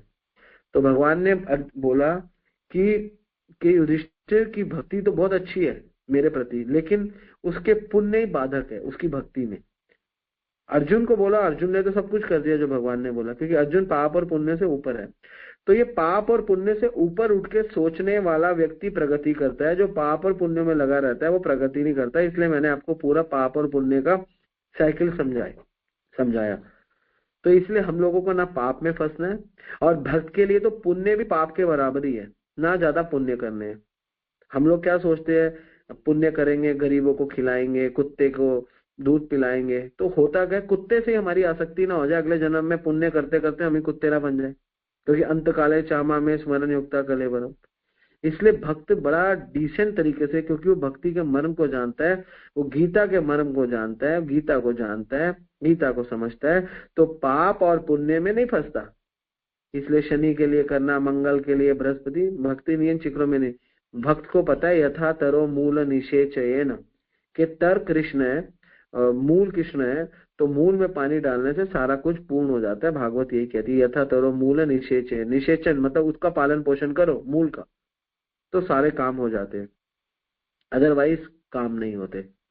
तो सिमिलरली आप ना पाप में फंसो, ना पुण्य में फंसो, ना इनकी चिंता करो, ना इनका स्मरण करो। पाप पुण्य कटेगा नहीं कटेगा, इन सारे डिपार्टमेंट से ऊपर निकल आओ, सबसे ऊपर निकल आओ, और भगवान का नाम लो, और भक्तों की सेवा करने का अवसर मिले तो वो करो, और भगवान की सुंदर श्रृंगार करने का, और वृंदावन जाने का, और भगवत गीता पढ़ने का, और हो सके नहीं, जरूर प्रचार करने का, लोगों को जैसे तैसे भगवान के नाम से जोड़ने का अवसर मिले तो आप पाप पुण्य से ऊपर हो। आप चाहे, भगवान बोलते हैं भगवत गीता के 5वें अध्याय के 31 श्लोका में, क्या बोलते हैं, सर्व कर्माणि मनसा। जो व्यक्ति का मन सारे काम कर रहा है, मन से काम कर रहे हो ना, सर्व कर्माणि मनसा संन्यास अस्ते सुखम वशी, और उसको उस काम तो कर रहा है लेकिन उस काम से संन्यास ले चुका है। नव द्वारे पुरे देही नेव कार्य नेव कुर्वंत कार्य, वो कुछ करके भी कुछ नहीं करता। तो जो व्यक्ति भगवान के काम में लगा हुआ है उसके ऊपर कोई कर्मों का बंधन नहीं लगता। उसके नव द्वारे जो है, जो हमारे 9 द्वार है, 2 आंखें, 2 कान, 2 नाक, 1 मुंह और उदर और उपस्थित, जो 9 छेद है हमारे अंदर, जिनसे मल मूत्र निकलता है, जिनसे अन्न खाया जाता है, जिनसे सुना जाता है, जिनसे देखा जाता है, नाक से सांस ली जाती है। ये 9 द्वारों से कुछ भी करके वो व्यक्ति कभी नहीं फंसता। क्यों नहीं फंसता? उसके पीछे कारण ये है क्योंकि उसका मन इस संसार में नहीं लगा हुआ। तो भक्ति करो, आप इस कर्म, आप इस पाप में, आप इस पुण्य में नहीं फंसोगे। और ये पाप जितना खतरनाक है, पुण्य भी उतना ही खतरनाक है। क्योंकि पुण्य को भोगने के लिए फिर माँ का गर्भ चाहिए। अभिषेक बच्चन बनना पड़ेगा, अमिताभ बच्चन जैसा बाप होगा, ऐश्वर्या राय जैसी संसार की खूबसूरत महिला उसकी पत्नी होगी, है, उसके पास संतान होगी, उसके बाद बिल्डिंग होगी, उसके पास घर होगा, सब कुछ होगा। लेकिन फिर माँ का गर्भ होगा, फिर मृत्यु होगी, फिर जन्म होगा। तो आपको क्या जन्म, ये पुण्य पाप से बाहर निकलने के चिंतन में अपना जीवन बिताना ही सर्वश्रेष्ठ चीज है। अच्छा भी होगा तो भी तो आपको लेना आने पड़ेगा ना, और बुरा होगा तो भी। ये बात है, समझ गए? तो पाप पुण्य से बाहर निकलना ही हमारा मेन कर्तव्य है। पाप का और जो आपको बेसिक अंडरस्टैंडिंग है, पाप का फल आपको मिलेगा पाप के रूप में, और पुण्य का फल मिलेगा पुण्य के रूप में। अगर आप भक्ति करते हो तो आप इनसे ऊपर उठ जाओगे। अगर आपकी कच्ची भक्ति है, चलो एक और पॉइंट ले लेते हैं, अगर आपकी कच्ची भक्ति है तो भी ऐसा बताते हैं आचार्य कि आपको पाप ऐसा कर लगेंगे। अगर आपकी कच्ची भक्ति पक्की नहीं है तो आपके जीवन में जो भी पाप आने वाले हैं, उसके फल आने वाले हैं, तो ऐसा लगेगा जैसे हाथ कटने की बजाय उंगली कट गई, ऐसा लगेगा। और ऐसा लगेगा भी, और ऐसा ही होगा। ये कच्चों के लिए। और पक्कों को फर्क ही नहीं पड़ता, जो पके हुए उनको फर्क ही नहीं पड़ता, उनको क्या फर्क पड़ रहा है। बस ठीक है। हरे कृष्ण। करवा चौथ का व्रत है तो सब स्त्रियां व्रत रखती हैं करवा चौथ का, तो जो हम लोग नहीं रखते हैं, तो जो नॉन डिवोटीज हैं उनको हम कैसे विश्वास दिलाएंगे कि हम पति के लिए व्रत नहीं रख रहे हैं तो और नाम ले रहे हैं, तो वही हमारा विश्वास पक्का रहेगा उनकी लंबी उम्र के लिए और उनकी दीर्घायु के लिए। पहली बात तो हमें उन्हें विश्वास दिलाना क्यों है क्यों ना रखे या रखे, जो रखते हैं रखे, क्या हो गया। कार्तिक में वैसे अपने मन में थोड़ा डाउट रहता है ना, ये थोड़ा सा वहम रहता है कि हमें नहीं, देखो जिनका जहाँ पे फेथ है ना, उनको रखने दो। लेकिन हाँ, अगर आपका अनन्य भक्ति है तो फिर भगवान ने कहीं रेकमेंड नहीं किया, कोई बात नहीं। जो रख रही है माताएं, चलो कार्तिक में एक दिन भूखा तो रह रही है, वो तो बेटर है। कार्तिक में ना खाना उनके लिए तो अच्छा ही है। तो भगवान ये समझ लेंगे कि मेरे लिए रखा है, ठीक है। लेकिन जनरली अगर आप शास्त्रों पढ़ोगे तो उनमें इतना मेंशन नहीं है। ये तो पंजाब से पंजाबियों का व्रत था, आज पूरे विश्व के लोग रख रहे हैं। ठीक है, रखो, अच्छी बात है, कोई बात नहीं। कार्तिक, मैं तो सोचता हूँ कार्तिक में एक दिन से भूखा तो रहेंगे तो अच्छा ही है, बुराई क्या है। लेकिन बेटर है कि अगर आप सही तरीके से शास्त्र को फॉलो करो। ये अभी सबका स्तर की बात है। अभी हम किसी को नहीं बोलते रखो ना रखो। किसी को बोल दे और किसी की श्रद्धा है, उसकी श्रद्धा ही टूट जाएगी, है ना। तो रखने दो, धीरे धीरे जब ज्ञान लेंगे ना तो धीरे धीरे ठीक हो जाएगा सब। और जो रखते हैं उनको नहीं समझाए या समझाए, उनको बोलो माला करे। आज व्रत है ना, अपने पति के लिए 2 माला बढ़ाओ तो बेटर है, कम से कम 2 या 4 माला बढ़ाएं। श्रीमद् भागवतम और आपका पद्म पुराण, विष्णु पुराण और गर्ग जी ने गर्ग संहिता, ऐसा कहीं कहीं उल्लेख नहीं है। लोग कथाएं बना देते हैं, और लोग कथाएं बनाने में लोगों का क्या जाता है। मैंने तो पूरी भागवतम पढ़ी हुई है, और ये सारी जो रुक्मणी की लीला है, ऐसा कहीं कहीं वर्णन नहीं है, भागवतम में तो नहीं है, ठीक है ना। तो ये सब लोग ऐड करते रहते हैं, ठीक है। हम इसलिए इस पे ज्यादा टिप्पणी इसलिए नहीं करते, लोगों की अलग अलग श्रद्धा है। और आप ये बात कर रहे हो पूरे विश्व में मनाया जाता है। आज से 100-150 साल पहले सिर्फ पंजाब में ही मनाया जाता था, अब धीरे धीरे पूरे विश्व में मनाया जा रहा है, क्योंकि मीडिया का जमाना है। और आज से 20-30-40 साल पहले तो ये मेरे को पता नहीं कि लोगों को पता भी था या नहीं पता था। 40-50 साल पहले नॉर्थ इंडिया को छोड़ के साउथ इंडियन तो आज भी नहीं रखते। आज भी जो साउथ इंडिया के लोग हैं, we are not against of this thing, because we are very much focus on shastra. हमारा मेन उद्देश्य है कि हम शास्त्र के मर्म को समझे। शास्त्र का मर्म अगर हमें जो करने को कहेगा हम वो करेंगे। जो शास्त्र में नहीं लिखा हम कुछ भी करेंगे, और जैसे भी करेंगे उसका कुछ बहुत बहुत मिलने वाला नहीं है। तो ये बात है। लेकिन इसका ये रेलेवेंस अच्छा है कि आप कार्तिक में एक दिन भूखा रह रहे हो, आप कार्तिक में थोड़ी सी तपस्या कर रहे हो, दैट इज स्पिरिचुअल बेनिफिट। लेकिन आपको ऐसा लगता है या मुझे ऐसा लगता है कि बहुत पुराना है, ये कहीं से आया है, तो किसी शास्त्र में इसका ना विष्णु पुराण में, क्योंकि भगवान कृष्ण के मुख्य रूप से जो वेदों में तो इनका चर्चा है ही नहीं। वेदों में तो कई उपनिषद के भाग भगवान के, राधिको उपनिषद, श्वेतवाश्वर उपनिषद, इसमें तो डिटेल भगवान की है। इसको कठोपनिषद, गीतोपनिषद, इनमें तो वर्णन है ही नहीं। और इसके साथ साथ ना विष्णु पुराण, ना मत्स्य पुराण, ना स्कंद पुराण, ना आपका पद्म पुराण, ना आपका भागवतम, इवन ना गर्ग संहिता, कहीं वर्णन नहीं है। ठीक है, लोग कथाएं भी तो एक्चुअली लोग अपने मन से कर रहे हैं ना, प्रॉब्लम ही है। हर संत अपने मन से कुछ भी बोल देता है। इसलिए प्रभुपाद जी ने बोला ज्यादा ना शास्त्र पढ़ो, ना ज्यादा कुछ करो, भागवत पढ़ो, गीता पढ़ो, और बस जो है करो। और इन विषयों पे ना ज्यादा डिस्कशन नहीं करना चाहिए, क्योंकि इसमें ना तर्क वितर्क ये इनका कोई ऑथेंटिक नहीं। तो माता जी ने पूछा, तो जिसको रखना रखे, जिसको नहीं रखना नहीं रखे। हम तो किसी को कोई फोर्स नहीं करते, हम तो ना किसी का श्रद्धा के साथ खेलना चाहते। लेकिन हम तो शास्त्रों का जो, मैंने तो नहीं पढ़ा, मैं तो भागवतम 2-3-4 बार पढ़ चुका हूँ। मेरे को तो एक भी श्लोक में ऐसा ना 81 चैप्टर 80 चैप्टर जो चैप्टर रुक्मणी के है उनमें भी मुझे कुछ नहीं मिला, ऐसा है ही नहीं कहीं पे। तो ये कहीं पे ऐसा नहीं लिखा। ठीक है, आपको अगर मिले तो आप मुझे पर्सनली शास्त्रों में से कोट करके बता देना। हम लोग भैया, हम लोग पॉजिटिव लोग हैं, भगवान के भक्त। अगर कोई भी चीज कुछ गलत तो है नहीं, रख लो, क्या फर्क पड़ रहा है। व्रत रखना वैसे भी शरीर के लिए अच्छा है। भूखे रहने से बॉडी का क्या कहते हैं, टॉक्सिन्स निकलते हैं और इम्यून सिस्टम मजबूत होता है। रखना चाहिए, क्या दिक्कत।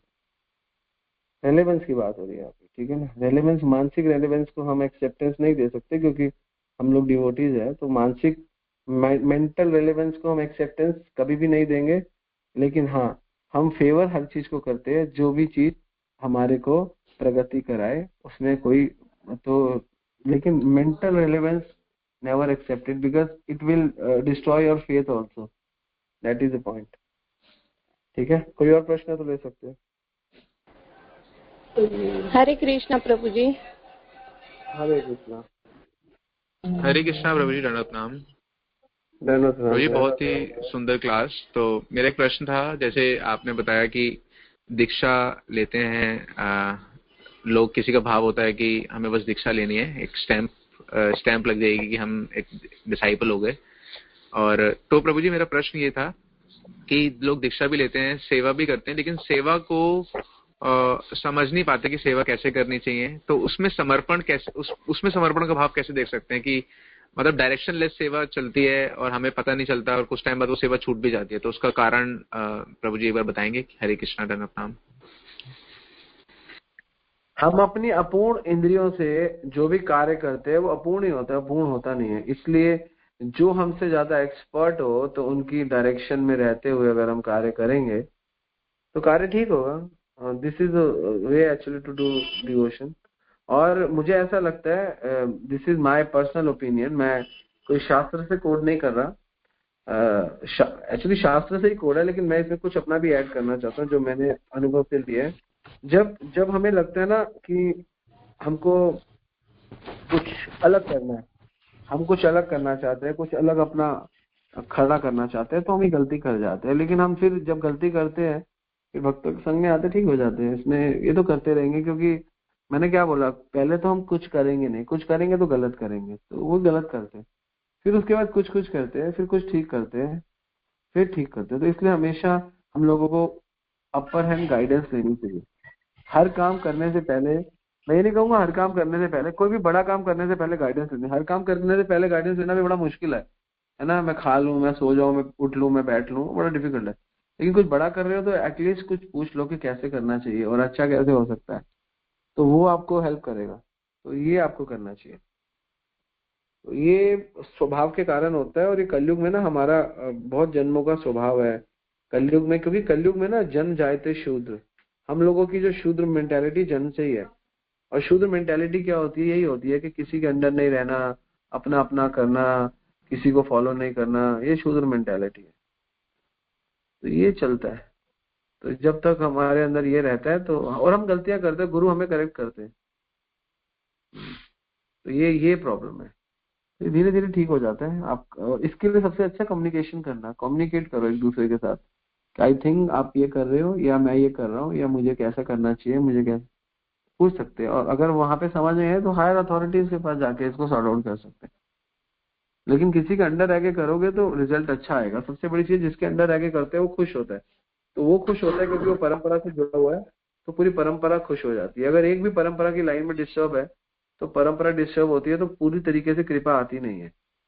तो इसलिए अंडर रह के करने में कोई प्रॉब्लम क्या है, अंडर रह के करो, उसमें कोई प्रॉब्लम नहीं है। Okay, Hare Krishna. Thank you प्रभु जी, हरे कृष्णा। प्रभु जी चैट पे प्रश्न है, आपने एक बार एंगर मैनेजमेंट लेक्चर में समझाया था परफेक्शन सीकर्स क्रोधित रहते हैं, हाउ टू अंडरस्टैंड परफेक्शन। देखो जो भी आपको गाइड कर रहा है, अगर वो मटेरियल लेवल पे कर रहा है, चाहे वो कोई भी स्पीकर, प्रॉब्लम क्या, जितने भी मोटिवेशनल स्पीकर्स है ना, उनका सारा का सारा जो मटेरियल है ना, वो मटेरियल जगत का है। तो मटेरियल जगत के होने के कारण इम्पैक्ट नहीं देगा। तो इसलिए गीता कहती है, इस जगत में हर मटेरियल प्रॉब्लम का जब तक सॉल्यूशन स्पिरिचुअल नहीं होगा, वो परेशान ही रहेगा, चाहे कोई भी चीज हो, कोई भी चीज हो। अगर आप उस किसी भी मटेरियल प्रॉब्लम को सॉल्व करना चाहते हो, तो आपको स्पिरिचुअल फॉर्मूला यूज करना पड़ेगा। जैसे आज मैंने आपको बोला, अगर आप परफेक्ट नहीं होगे और साथ में आपके अंदर इंटरेस्ट नहीं होगा, आप परफेक्ट भी नहीं हो और इंटरेस्ट भी नहीं है, तो आप सफरिंग्स और निग्लेक्शन आप एक्सेप्ट नहीं कर सकते। अगर आप परफेक्ट हो और आप पूरी तरीके से आपका इंटरेस्ट है, तो अगर आप परफेक्ट हो तो आपको इग्नोरेंस मिले या आपको सफरिंग मिले, कुछ भी मिले, आप एक्सेप्ट कर लोगे, आप सह लोगे। तो ये फॉर्मूला है, तो ये फॉर्मूला स्पिरिचुअल फॉर्मूला है, लेकिन आप अपने देसी रेगुलर लाइफ में भी यूज करके देख लो, इस फॉर्मूले को देखना, आपको ये यहाँ पे भी रिजल्ट देगा। इसलिए गीता में जो भी सिद्धांत है वो इम्पैक्ट मारते हैं। इसलिए मैंने इसलिए बोला था अपने लेक्चर में, मुझे याद है, क्योंकि सारे के सारे मोटिवेशनल स्पीकर आपको जो आइडियाज देते हैं ना, वो फालतू के देते हैं। मैं एक मोटिवेशनल स्पीकर को सुन रहा, डिप्रेशन के ऊपर लेक्चर दे रहा था, कहता है you will have to be positive, if you are in depression you will have to be positive. अरे मूर्ख आदमी, अगर वो पॉजिटिव होता है डिप्रेशन में आता ही क्यों? तो you will have to be positive, that is not a point. आप कैसे पॉजिटिव होगे, how you become positive, that is a point. then you'll have to chant the holy name, you'll have to connect with the real knowledge। वो इस पे तो focus ही नहीं कर रहा, वो कह रहा है you'll have to be positive, you'll have to be positive। अरे भैया, अगर उसको पॉजिटिव होना होता वो तेरे लेक्चर क्यों सुनता? उसमें इतनी शक्ति नहीं है कि वो पॉजिटिव हो जाए। पूरे लेक्चर में उसने बोला बड़ा you'll have to be positive, what and you'll have to wake up early। अरे वो रात को सो ही नहीं पा रहा, उठेगा कैसे? नहीं, फिर वो बोलता है कि आप खाना आधा कर दो। इन चीजों से क्या आपका डिप्रेशन हट जाएगा? खाना आधा कर दो या खाना खुद को। सार्वभौम प्रभु का मैं एक लेक्चर सुन रहा था, वो बताया था उन्होंने, कह रहे कि जो भगवान का भक्त है ना, भगवान का भक्त ना आधा किलो घी खा ले और सो जाए ना, उसको कुछ नहीं होगा। और एक संसारिक व्यक्ति जो डिप्रेशन में है, वो 50 ग्राम भी बटर खाता है ना, उसको हार्ट अटैक हो जाता है। उन्होंने बड़ा सुंदर बताया, मुझे पूरा एग्जैक्ट नहीं पता।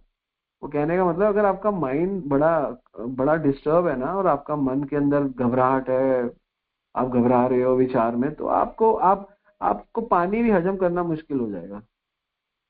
लेकिन अगर आप फिट हो, आपका माइंड फिट है, आप खुश रहते हो, आंधे पकोड़े समोसे कचौड़ी कुछ नहीं होने वाला, आप खाओ सो जाओ, कुछ नहीं होगा। मतलब एक्सेस की बात अलग है, लेकिन जनरली कुछ ज्यादा नहीं फर्क पड़ता। तो यही मैंने इसलिए बोला था, आप जो भी मोटिवेशनल स्पीकर है वो यही बोलते हैं कि you will have to be positive. अरे कैसे होगा पॉजिटिव भाई, वो डिप्रेशन में है और तुम उसको कह रहे पॉजिटिव हो जाओ, कैसे हो जाएगा? हो ही नहीं सकता। आपको उसको तरीका देना पड़ेगा कि आप भगवान का नाम लो। इस जगत में भगवान बोलते हैं माम उपेते पुनर्जन्म दुखालय, इस जगत में है ही दुख, तो नेचर इस जगत का दुख है। अब रूल क्या अप्लाई करना है? If the nature of this material world is a dukhalaya, then what is the rule will have to apply? Will have to apply what? क्या अप्लाई करेंगे हम आगे? तो ना सोचती ना कांक्षति। भगवान कहते हैं ब्रह्मभूत प्रसन्नात्मा ना सोचती ना कांक्षति सम सर्वेषु भूतेषु मद भक्ति लभते परम। कि भगवान कहते हैं नो लेमेंटेशन नो एक्सपेक्टेशन, ना शोक करो ना ज्यादा आशा रखो, खुश रहोगे। बस मिल गया फॉर्मूला। अरे मैं तो ऐसे ही शोक कर रहा था यार। Sudhanshu, what is the practical way to adopt Trinadapi Sunichena, we will be exploited by this way in the material corporate world। हाँ, yes, Trinadapi Sunichena इस मेटीरियल जगत में नहीं है, भक्तों के लिए है। इस मेटीरियल जगत में आप कहोगे ओके ओके ओके ओके, तो लोग आपको दबाएंगे।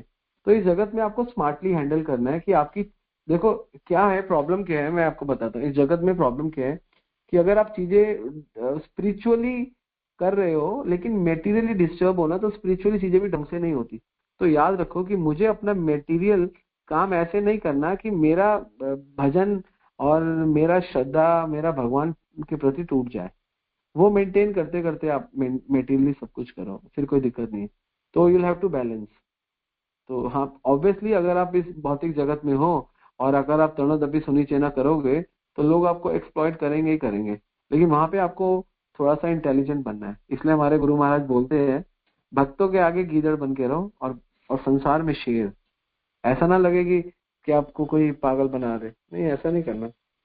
तो इसलिए क्योंकि हम पैसा कमाना चाहते हैं, हम धन कमाना चाहते हैं, क्योंकि हमें भगवान और भगवान के भक्तों की सेवा में लगाना है, वास्तव में भगवान की सेवा में लगाना है, प्रचार में लगाना है।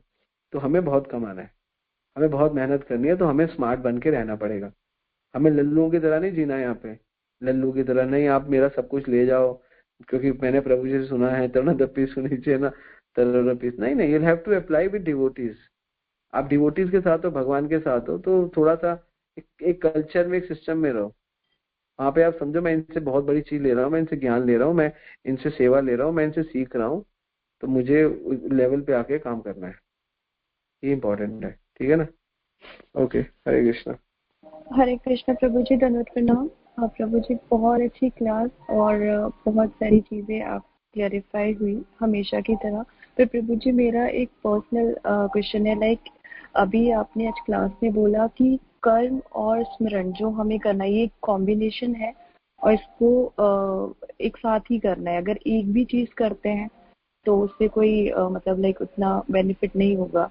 तो लाइक अभी हमारी जो दीक्षा है इस साल, I am also like thinking कि मुझे दीक्षा मिले, बट मैं एक ऐसी सिचुएशन में हूँ प्रभु जी, मेरे वर्क प्लेस में सैटरडे संडे ऑफ नहीं होता है। और एक गलती हो गई है कि मैं सही बोल दिया है कि मुझे सैटरडे संडे ऑफ चाहिए और रीजन बिल्कुल अप्रोप्रिएट बताया है कि क्यों चाहिए।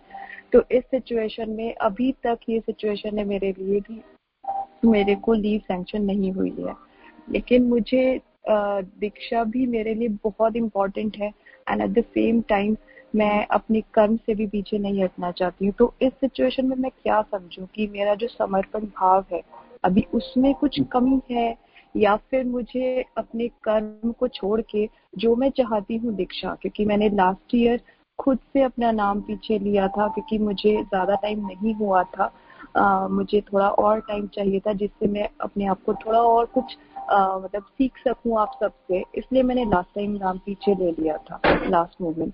तो अभी मैं क्या करूं प्रभु जी सिचुएशन में? हरे कृष्णा, धन्यवाद प्रणाम। जब आपको मैंने क्या बोला, जब आपको संसार में रहना, थोड़ा स्मार्ट बन के रहना है। आपको देखो, ये कोई आपको ना समझना पड़ेगा कि आपको सच बोलना, झूठ बोलना और क्या है, सबके पीछे ना भावना इंपॉर्टेंट है। आप ऐसा सच बोलो जिससे कि आपका काम ना बने। उधर से वो बताते थे ना, वो पंगू पंडित की स्टोरी आती है। तो वो गाय कटने जा रही थी, वो गाय जा रही है, वो कसाई गाय को काटने के लिए भाग रहा है। तो वो व्यक्ति कह रहा है गाय राइट पे गई है, कह रहा राइट पे गई है, उसने काट दिया। तो उसने बोला, उसने समझ लिया कि मैंने सच बोला तो मेरे को गलती हो गया।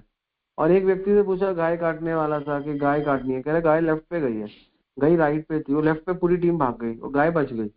तो कई बार क्या होता है कि हमको ना सिचुएशन के हिसाब से भगवान की या गुरु की प्रसन्नता होती है ना, वही सत असत होता है। जैसे कर्ण है ना, कर्ण ने जीवन भर दान दिया, लेकिन भगवान ने उसके दान को एक्सेप्ट नहीं किया, नाम भी उसका दान भी है। भगवान कहते हैं ये कोई दानवान नहीं है, तूने जगत में लोगों को रोटी सब्जी दाल और सामान दे दिया, वस्तुएं दे दी, ये कोई दान नहीं है, तूने मुझे कुछ नहीं दिया। अर्जुन मेरे लिए सबसे बड़ा दानवीर है, अर्जुन ने अपने आप को मुझे दे दिया। तो ये बात भगवान ने बोली कर्ण को मरते समय, और कर्ण को कहता तूने मुझे क्या दिया, कहते मैंने आपको कुछ नहीं दिया। कह रहा तूने कृष्ण को मुझे कुछ नहीं दिया, तूने जगत में कुछ नहीं किया। तो फिर कहता है मैं क्या करूं, मेरे पास तो कुछ देने लायक नहीं है। तो भगवान कहते तेरे मुंह में सोने का दांत है, तेरे को पता है? कह रहा हाँ है। कह रहा वो भी दे दे, तेरा कल्याण हो जाएगा। सोना देने से कल्याण होता है। उन्होंने अपना दांत तोड़ा और नीचे तीर मारा, गंगा जी प्रकट हुई, गंगा जी से धोया और भगवान को अर्पण किया। भगवान ने कहा तेरा कल्याण होगा। तो वास्तव में भगवान को देने से कल्याण होता है। सच बोलना, झूठ बोलना, ये सब छोटी बातें हैं भगवान के लिए, पहली चीज। और दूसरी चीज, अब आपकी क्या सिचुएशन है, अब आपने वहां पे बोल दिया, आपको कंपनी शायद निकाल भी दे, फिर आपका सारा कुछ चलता चलाया भी दिक्कत होगी, क्योंकि आप वहां पे प्रीचिंग भी कर रहे हो, लोग भी जोड़ रहे हो। तो इसके लिए एक सबसे सुंदर सॉल्यूशन ये है कि आपका वर्किंग शेड्यूल कितना बजा, वर्किंग शेड्यूल सैटरडे करके संडे एक दिन का लीव आपको मिल जाएगा। कह देना मैंने मैं सैटरडे आ गई, संडे को समहाउ मेरी तबीयत थोड़ी खराब हो गई, मैं तो ऐसे करके आप कर सकते हो। तो सैटरडे अगर आपका वर्किंग स्केड्यूल है, मान के चलो सुबह 4 बजे तक 5 बजे तक, तो आप हाफ डे लेके कहो मेरे को थोड़ा चक्कर आ रहा है, तो आके निकल के आप सीधा वृंदावन आ जाओ और संडे को दीक्षा लो, फिर देन गो बैक। तो ऐसा कर सकते हो। तो ऑफिस जाओ, शक्ल दिखाओ और वहां पे कहो मेरे को तबीयत खराब हो रहा है, I am feeling little bad, और थोड़ा सा एक्टिंग करो और वो एक्टिंग के बहाने से बाहर आओ और कहो कि मेरे को बहुत डिप्रेशन हो गया, आपने मुझे मना किया, फलाना फलाना मैंने दिल पे लगा ली। तो कुछ भी आप प्ले करके आ सकते हो। और जो बात रही कि एक दिन आपको क्लास अटेंड करनी है वहाँ पे, वो तो जानवर will manage, don't worry about it. But आपको दीक्षा जरूर लेनी चाहिए और ये आपका बड़ा स्टेप है लाइफ में, ये अपॉर्चुनिटी बार बार नहीं मिलती। ठीक है, हरे कृष्णा।